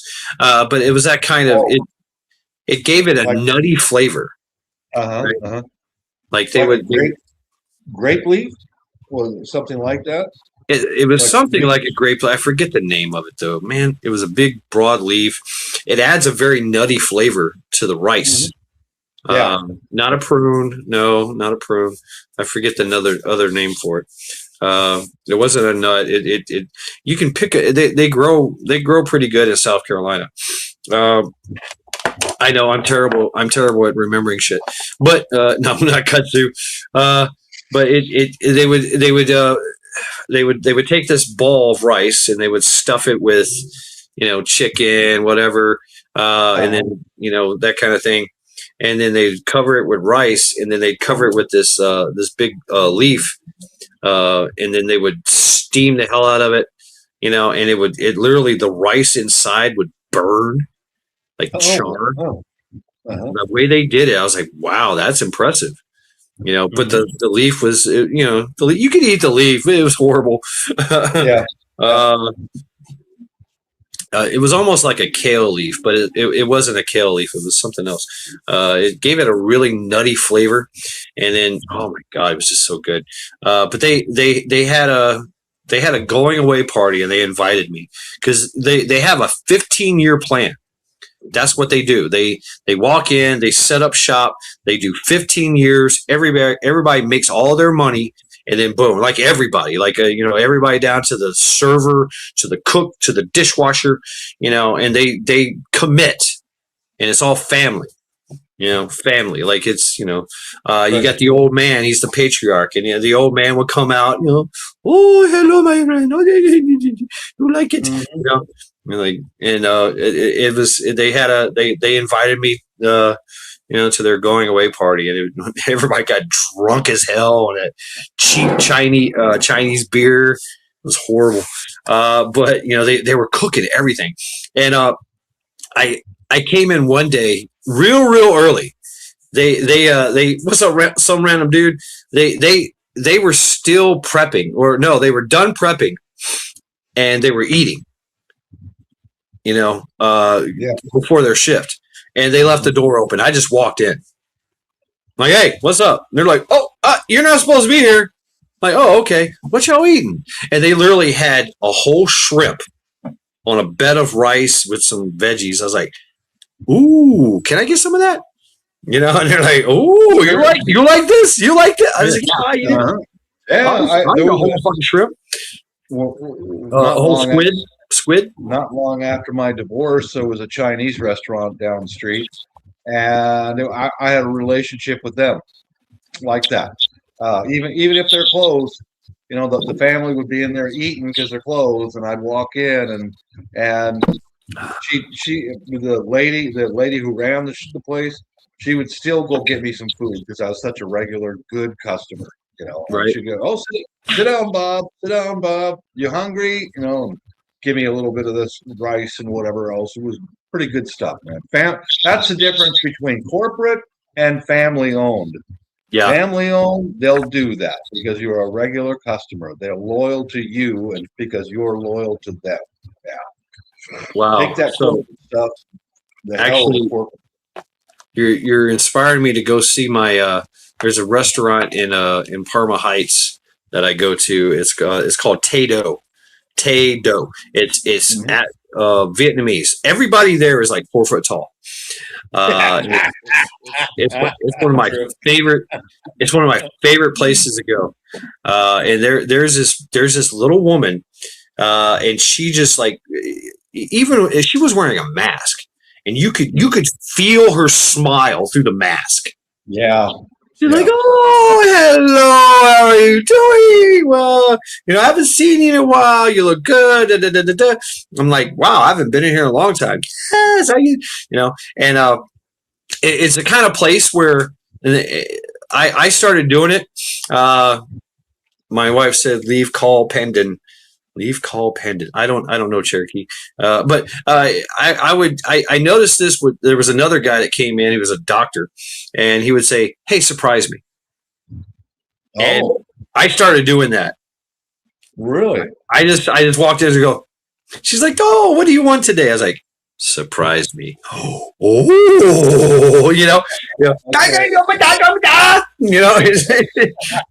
and you hear there's an old man in there. There's always the old man, right? Yeah. Mm-hmm. He's got the walks and whatever. They started adding Indian guys to do a lot of work too. So maybe they're training them. Maybe because that's part of it too, right? Like, hey, you want to learn my craft? You're going to have to spend some time. You're going to be a disciple, right? You're going to live and work right here and learn this shit. And then you can go forth after a couple of years or whatever and do your own thing, right? That's how they work, right? That's how they train and work and everything. And I hear the old man, "Okay, woo-hoo!" Right? I'm like, "Oh shit, I'm in trouble." Overfeed you, man. Just too much food, Oh yeah. Oh my God. I've done that a lot in Filipino restaurants, especially when I'm by myself. I'll walk in and the waitress will come over, "Hello, sir," and all that. I go, "What's your favorite thing to eat here?" And she'll tell me, "Bring me some of that. What you recommend, what you like the most." And that's how you find the good stuff right there. Good. I don't know, man, because a lot of them they just eat rice. Yeah. They're like, "Fuck it, I just want a big bowl of rice." Mm-hmm. Really? Yeah. I mean, very plain, whatever. Yeah, that's right. That's right, Yardbirds. Yeah. Everybody's really brave until you realize that the American cockroach has wings and flies at you. Yep. Fucking big ass roach just. Oh God, I've seen those in Florida. Oh my God. Yep. Yeah. Nasty. I think palmetto bug. Yeah, that's what it is. And they look like a goddamn C-130 with their legs hanging down, flying through the air. Like, "Oh, you nasty bastard!" Oh, they're horrible too. They taste horrible too. I've had them in my mouth. I've chewed them up. It's yeah, and they're horrible. I was doing it was in Pawleys Island, and we were actually doing a clean out, an initial on the Pawleys Island Police Department. It's a little bitty building, like little bitty thing. And leaf is pendant. Oh, okay. Taste nutty flavor. Okay, thank you, Cherokee. Yeah, it's I forget what it is. It's kind of like a kale kind of. It grows wild in South Carolina. The birds usually eat the fruit. It's like a purple nutsack looking fruit. Anyway, I don't know. The name eludes me. A lot of things elude me. But anyway, what was I saying? What was I saying? Where was I going? We're talking about Chinese food, a nutsack leaf. Oh yes, Polly's Island. So palmetto bugs. So I had this manager that I really didn't fucking like. I fucking hated him. He was an idiot, absolute idiot. And I'm working this initial doing pest control, and he comes walking up like he always does, diddy bopping up. He's fucking fat as hell, just stupid. He didn't do any work. He did nothing. That's why I didn't like him. And he didn't know what he was talking about, trying to tell me what to do. I was like, you can't tell me. No, don't tell me. No, I've been doing this for 12 years. Back up, bro. I got this. And so I'm at a I open up the water meter box that's in the ground. Yeah. And there's like 10,000 palmetto bugs in there. Oh. And it's where the water meter is, and he comes walking up all smiling and shit. I was like, oh hey, what's up? And I just grab a handful of them, shove them in my mouth, start chewing them. He's like, oh god, that's fucking horrible. And then I spit them all over him, like just and it fucking hit him on the chest, and some of them are like chewed up and sticking to him. Some of them are running all over him, and he puked right there. I was like, yeah, got you, bitch. Yep. Oh my god. Like, that's fucking disgusting. Why would you do that? I was like, here in pest control and you puked. Yeah, fuck that guy. I also made him piss his pants one day. That's another story. But yeah, the palmetto bugs. Now the cool thing about palmetto bugs, if they get inside, they quickly die because it's too dry for them. They need a lot of humidity and moisture. So the air conditioning actually dries them out and kills them, quicker than our chemical will. Yeah. But I used to get so many callbacks for that. Oh my God, I'm in a hotel room and I see a palmetto bug. And like you said, I see it. It's on the window and it just flies. And it does this. It flutters because it opens up its exoskeleton shell, and then these wings are like frantically going, and it makes a noise. I know. Like a fucking helicopter coming at you, or, whatever, osprey. You're like, ah! You freak out. They don't bite or anything, but I'm like, I had one that got in my house overseas. Huge, like a palmetto bug, same kind of a thing. And it died next to the television stand. And I'm just sitting there going, okay, I'll get to it. But these microscopic ants, I mean, these things were microscopic ants. Wow. Came out of God only knows where. And they live somewhere in my house. They had that thing down to a hard shell in less than 12 hours. Completely disassembled that bug. And I went out there the next day to sweep it up. That's all that was left. Dude, anything soft or any kind of liquid, they ate every bit of it and left a hard shell sitting there. Yeah, ants are amazing. They're the recyclers and maids of Mother Nature. Yeah. They are. Yeah. There's a island somewhere. I think it's it's in Wake Island or some shit. I don't know, in the Pacific. It's a U.S. territory. But every year these ants they just rise up in like the trillions and march across the island, the whole island. And there's people living on there. They're doing things, and the people they know it. They know it's going to happen, and they just leave them alone. Okay. Yeah. And I remember this. It was a fucking like a TV thing, like a news.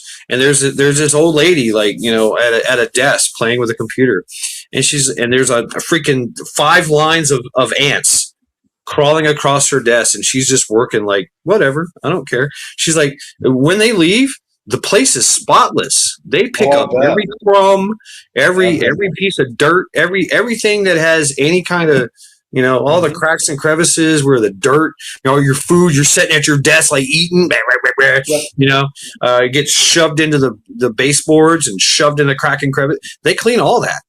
They just take it like, whoop, okay. And they take it back to their nest, and the whole island gets a cleaning. It's like a deep cleaning every year. Right on. Yeah. I've seen them like that in the Philippines. And my only rule with insects is don't come in the house. If you're outside, you're cool, you know. And I remember I stomped on an ant inside of my house, and my niece goes, "Uncle, we don't kill the ants." I said, "Well, he's just foreign invader, and I have to kill him." You know, but, you know, you go outside, you spill like a pork chop bone on the ground.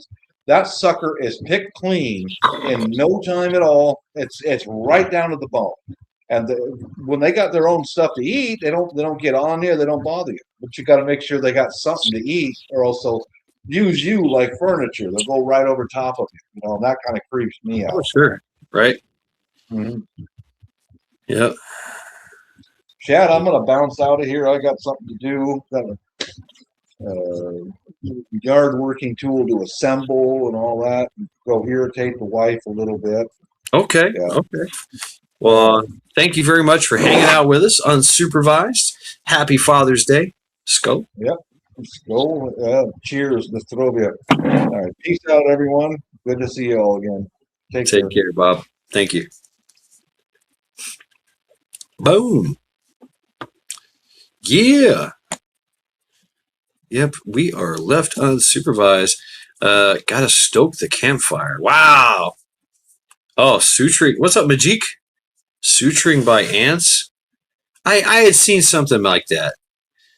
Using makeshift staples if the mandibles are large enough. There is a. Oh, I pushed the wrong button. There is an ant called the lion ant. This thing is massive. It's got a massive head. It's got massive mandibles, and when it bites, it just right. So I don't know. Maybe that could work. Maybe that could work.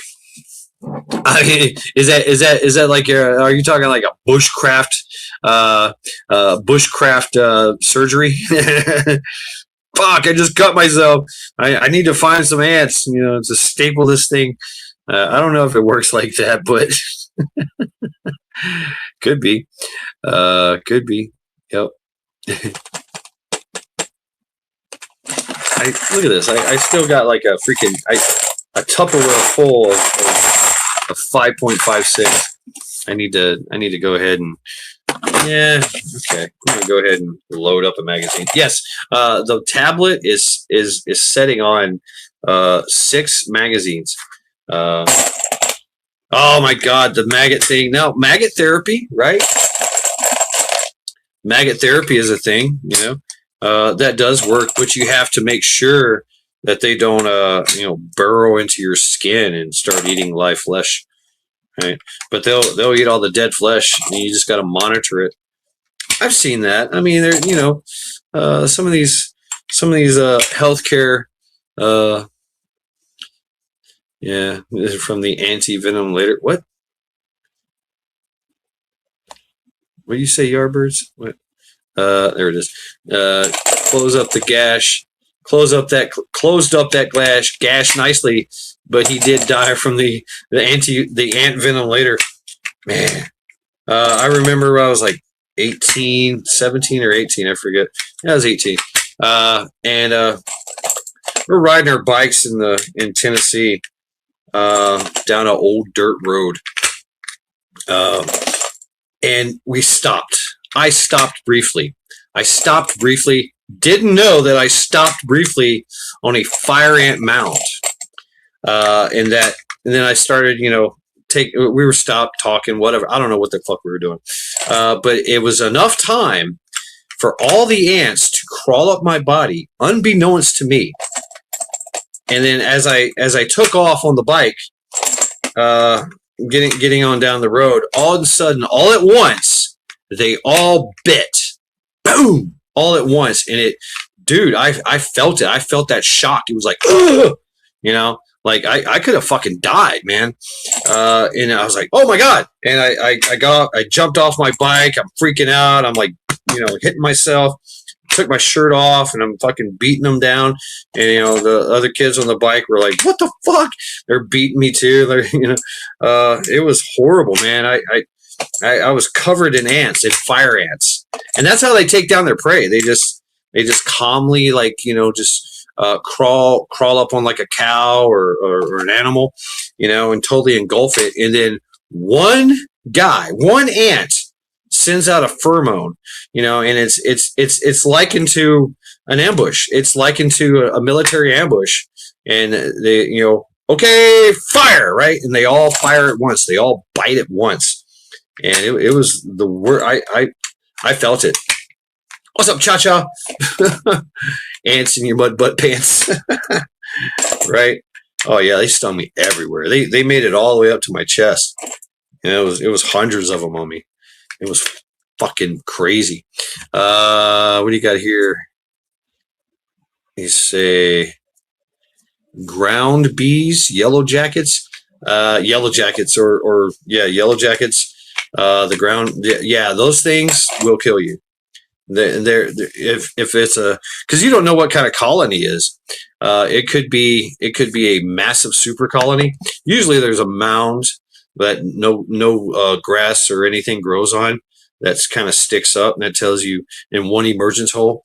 But they always have another emergence hole somewhere, so they can like flank you, right? So they'll have one main like port because they're flying in and out, right? And then they'll have another emergence hole like off to the side, and that's the flanking position. That's the flankers that come out to meet you. So they'll all come out the front, you know, all out the main entrance to meet the threat, but they'll also send the flankers after you. So you got to watch them fuckers, man. They'll get you. But the key to yellow jackets and wasp and things like that is to don't move. They cannot see you unless you move. Their whole behavior and everything is based on movement. You know, they attack leaves that are blowing in the wind. They attack anything that moves. Literally, it's because of their eyes, and and they're so aggressive, right? So because they have to be. But I have literally like just sat there and boxed, you know, wasp and shit, you know, because I'll smack them and then stop. And they can't see me because when I don't move, they just think obstruction, right? Bees, on the other hand, bees are intelligent. And what they do is that they sting you. That they know, okay, oh, you think you're cool, huh? You think you're just gonna be like stand still? Boom, they hit you, and one will actually sacrifice himself and tag you with their because once they sting you with their stinger, they die. But what happens is they die and they release a pheromone, a homing beacon for all the other bees to come get your ass, and they will like chase you to the ends of the earth. They're one of the only species that will wait for you if you go underwater. They'll sit there and hover and go, yeah, he's right there. We know where you are. You know, we know where you are, buddy. Wasp, stupid and very aggressive, to their detriment. Yeah, the ground bees are carnivores, so they don't carry ham or biscuits into bow stands in warm weather, or they will get you and the damn biscuit out of a tree. Wow, no shit.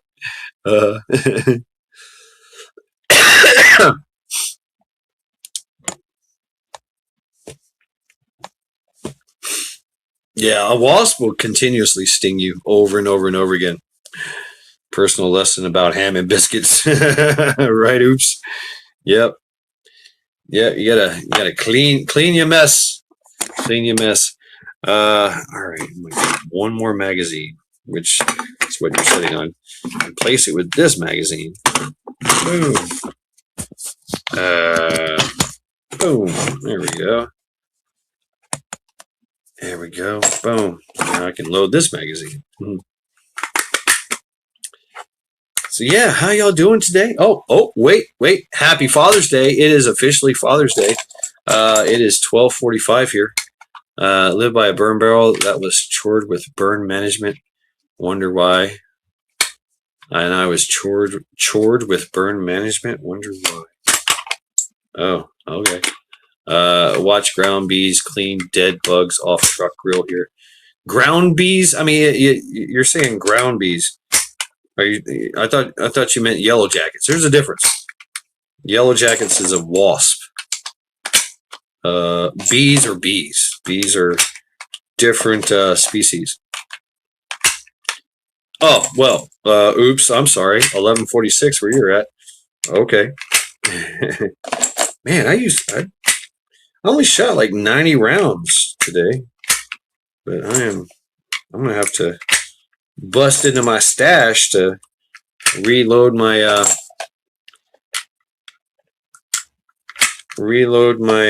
my magazines here. Hornets live in the ground. Boom. That's it. That's it. I don't know how many's in there. Not a lot, but empty now. Usually called ground bees. Yeah, well, they're not ground bees. But bees will make a hive in the ground. They don't like to though. They like to go up in structure because they're smart, right? In a tree or in the side of a building or some shit, right? Because they know, right? They know that, oh well, there's a lot of water that floods, you know. But yeah, yellow jackets and things that burrow like that, they make their own, like, drainage ditches and shit. It's crazy. Absolutely. I was in Hilton Head one day and doing pest control, and I had the truck with an 800-gallon rig.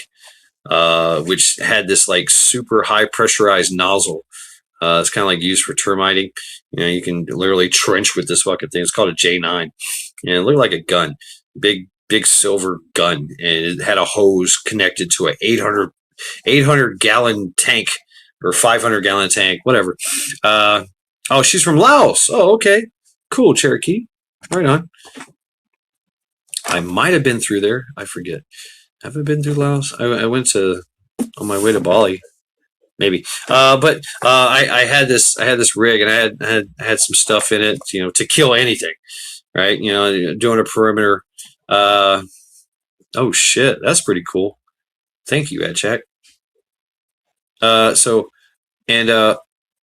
My boss at the time, his name was Alan, and the manager of this like huge property on Hilton Head his name was Rocky or Rocco. Rocky, I think his name was Rocky. And they're talking like, talking shop, talking business.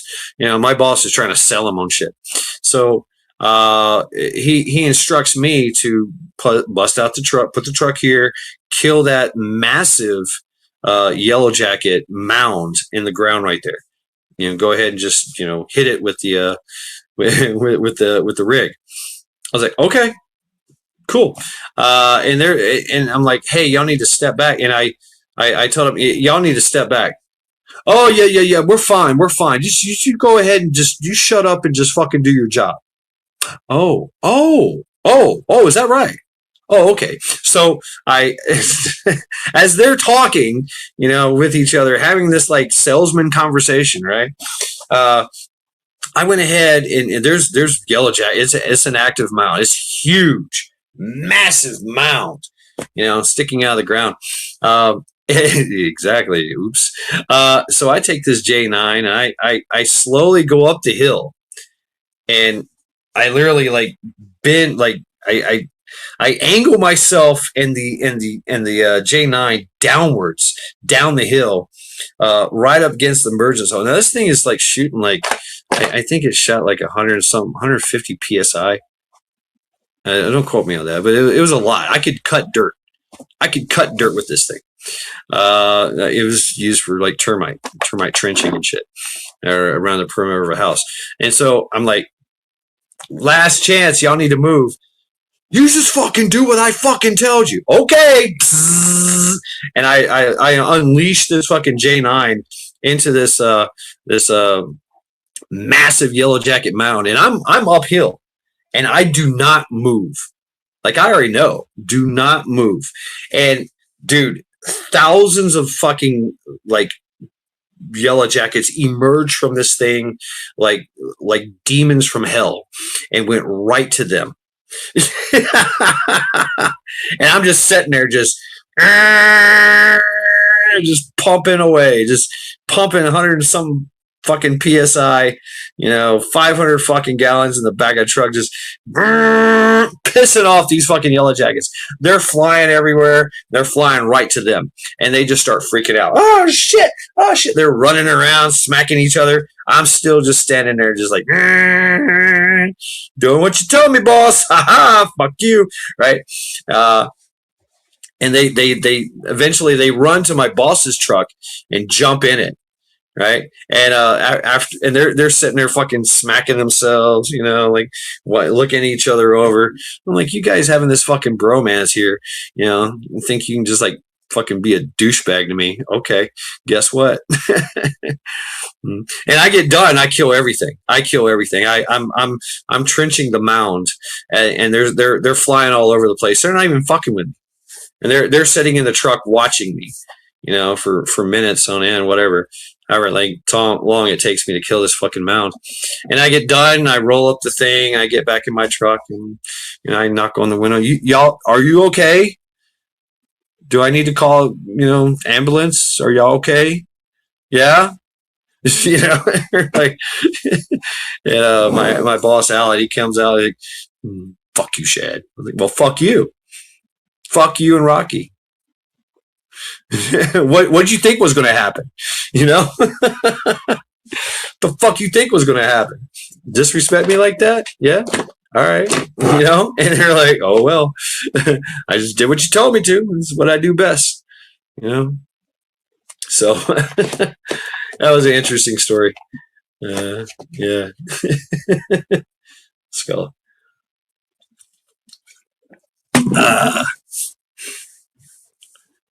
Fish. Fish. Fish. I want to do some fishing. Planning on a bit of fishing tomorrow morning. Hell yeah. Right on.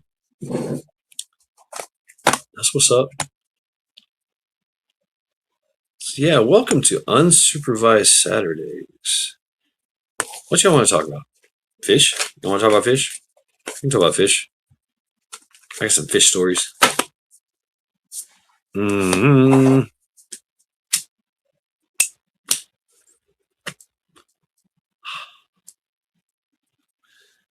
I need to go fishing here. I need to slay the fish here.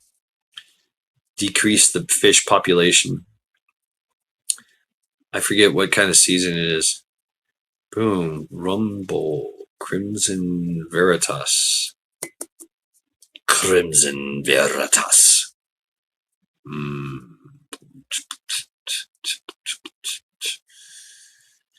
Yeah, just hanging out. Not doing anything. I had a good day at the range. Look out, fish stories. Okay. Once again, South Carolina. I lived in this place. And I lived in this place. What was it called? Myrtle Beach Golf and Yacht Club. It was basically in the swamp, and it had a bunch of lakes. And I lived in an apartment that literally the back patio was a lake. Like, I could just go out my back patio and just, and everybody did. And it had some really good fucking bass in it. It had catfish, but it also had alligators, right? It had a bunch of alligators, like 5 of them. And so I had heard stories from the fishermen in there, and I go out there, and I've got a medium size medium kit, medium pole. I'm bass fishing, and they had some really cool bass. Like, these things would jump out of the water in the air, and fucking fight. And I got a badass fucking bass. This thing was like this big, jumped out of the water, right? Made all this fucking hustle, and I'm like, yeah, fuck you, I'm getting your ass. Come here. And I'm right on the shore, and out of the corner of my left hand side, man, I just see this thing just fucking I mean, alligator just rose up. This thing was huge, man, like 10 foot long, fucking wide as hell. And he was just like, oh yeah. I'm like, no, no. And I'm trying like hell to get this thing back in, back to shore and get it. Right. I'm trying to land this fish. And this thing is slowly going. This alligator is just like slowly like, yeah, okay. And then I thought I was going to get it. And at the last minute, I mean, literally at the last minute, like it was like 1 foot away from the shore. And I was about to pick it up. This fucking alligator just said, took it from me, literally like a couple feet from me. I was like, oh my fucking God. Right. Took that motherfucker, everything. Like the hook, the line, the sinker, everything. And he just like, boop, just started like taking off down the fucking lake like a freight train. I was like, motherfuckers. It's like, I can't, I had medium tackle. There was no way I was going to fucking land an alligator. And I was like, fuck you, man. I had to cut my line, cut bait haul ass. Oh yeah, I've done that too. Majit, yep, I've done that too.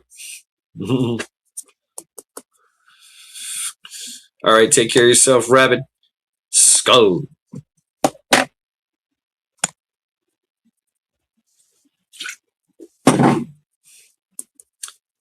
Water moccasins, though, they're skittish. I mean, they freak out and run from me. They're pulled mad shit up a waterfall. What? Yeah, that'd been fun.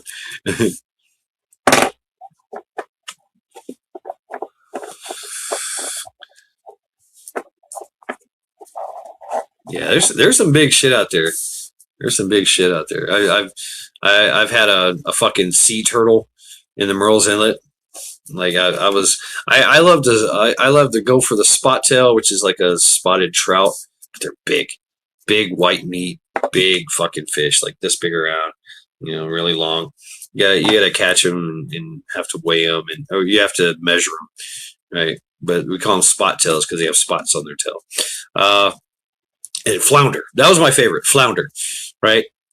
And so I'm out there, fishing for this shit, and I would set up like heavy, I'd have a surf pole, a badass fucking reel on it, a 3 liter wire leader, and with treble hooks on it, fucking dangling, live fish, cut bait, whatever, and just sitting out there, and big ass fucking, usually I'd have like a good sinker on it, so I could just sit there, and man, all of a sudden this thing just said bzzz.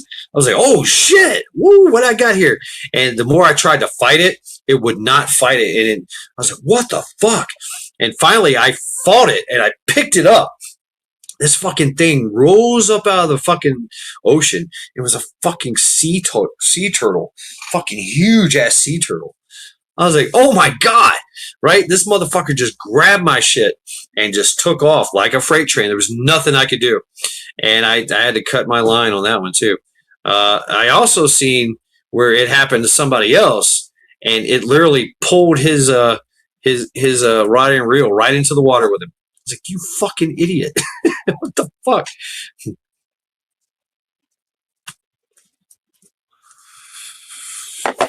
What? Alaska fish Copper River. Wow. Hell yeah. Oh, I used to kick the fucking snakes out of my way. I was like, fuck, get out of my way. Because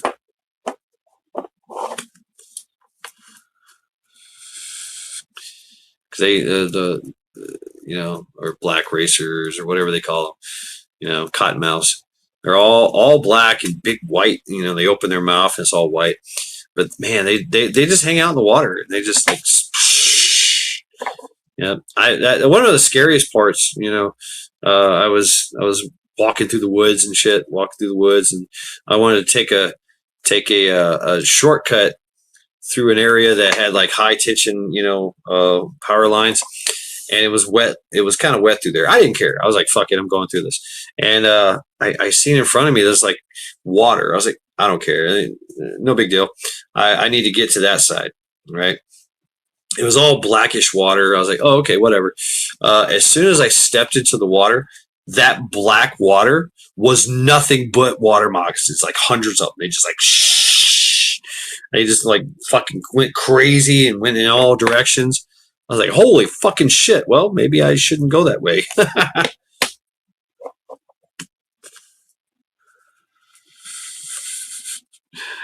Fishtails in Mad Shad's next story.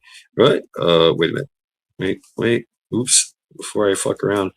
He's going to tell us how he had Moby Dick hooked but got away. Yeah.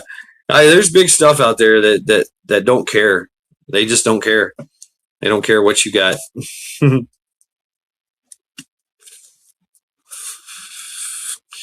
I had a fish gun. Yes, fish gun. Fish gun is legal in the state of South Carolina. You could, without any kind of, license or whatever, if you're fishing or hunting, you can have a gun on you, a pistol, a shotgun, a rifle. I carried a little 38, fish gun, because you might get something big that comes out of the water, bang, right? You never know. Oops, used to live on the Mississippi River, hopping islands from the spring all the way to fall. Wow, badass. Cherokee. Yeah, I've done a little bit of fishing here. I went to Hinkley Lake. That was pretty cool. I'm also a great cast netter. I'll cast net and catch all kinds of shit. Yeah, here I can catch bait fish, allegedly, but that's all I can catch. In South Carolina, same thing, but if a spot tail or flounder wounds up in my cast net, oops, hey, score.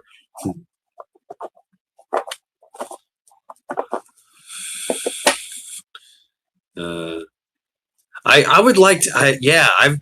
Same here, Cha. I practice. I do have a fly rod. I should do that. That's big here too. They fly fish out of the Rocky River. The trout run at certain times of the year. But I just got a cheap fly rig, a few flies. I should do that too. But yeah, you'll see them out there with the waders, right in the middle of the fucking river. Just whoosh, whoosh. I haven't done it in a long time. And I've never fished. I've never fly fished. Once. I didn't get it. He has worms in the rear. What the fuck? Yardbirds. What the hell you smoking? There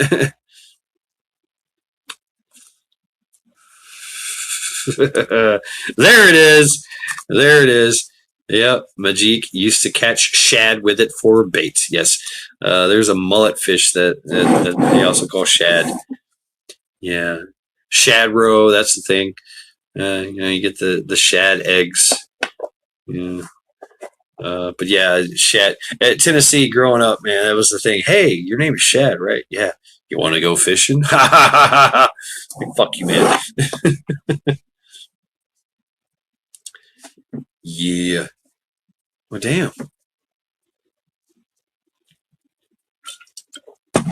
I'll tell you what. I got a little bit left in this thing. I think it's right here. I'm gonna finish that and end this live stream. It's close. It's past 1 o'clock. It is Father's Day, so happy Father's Day to all y'all out there. Squirrel tail, what? Horse, cat, and feather. Cat hair and feathers. Yeah, right. Yeah, to make a fly. I mean, there's all kinds of to make a fly. That's an art, right? Yeah, you can make a fly out of just about anything. But yeah, I'm gonna get out of here soon. Go ahead and just drink this beer. Yeah, be done with it. I am unsupervised. Yep. Officially, it is Happy Farters Day. Yeah, Pilgrim. So all you fathers out there, man, skull. I hope you got some nice socks, some nice underwear, some nice power tools. Right. Make sure that you drink a beer and you get a good meal. Right. I don't know. I've had. Yep. Thank you, Oops. I've been asked before, hey, you got any kids? Are you a father? I was like, not that I know of. So I really don't. I'm still waiting on that. He who knocks at the door goes, poof, you've been served. The cheek. One of my buddies was into tackle making, poured weighted tide flies. Yeah, you can buy those. What were they called? Schnell hooks. Yeah, Schnell hooks. You can buy the Schnell hooks. Those are easy. Yeah, little mud butts. Cha cha. Little mud butts. Yeah, you can buy those little. I would use those Schnell hooks. That's what I would do, and then like tie them up. You know, make it fly. Yep.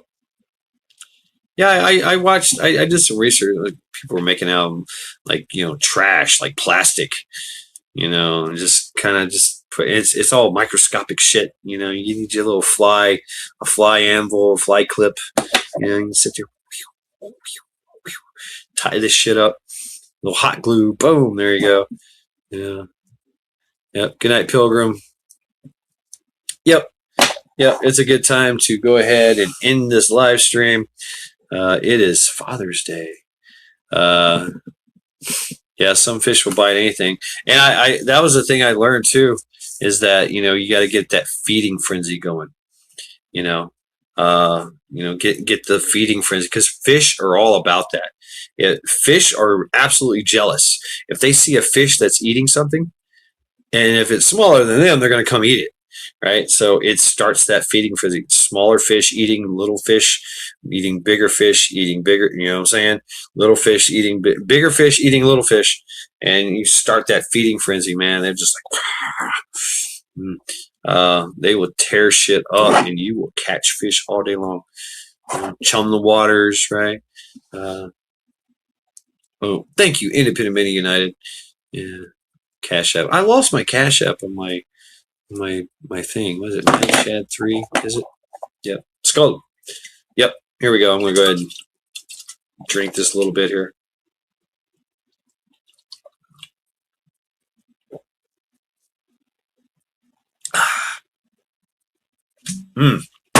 Yeah. There we go. End of it. Thank you all very, very much for hanging out with me at Unsupervised Saturdays. Yeah. Thank you all very, very much. Have an excellent day. And all you fathers out there, happy Father's Day. Let's go.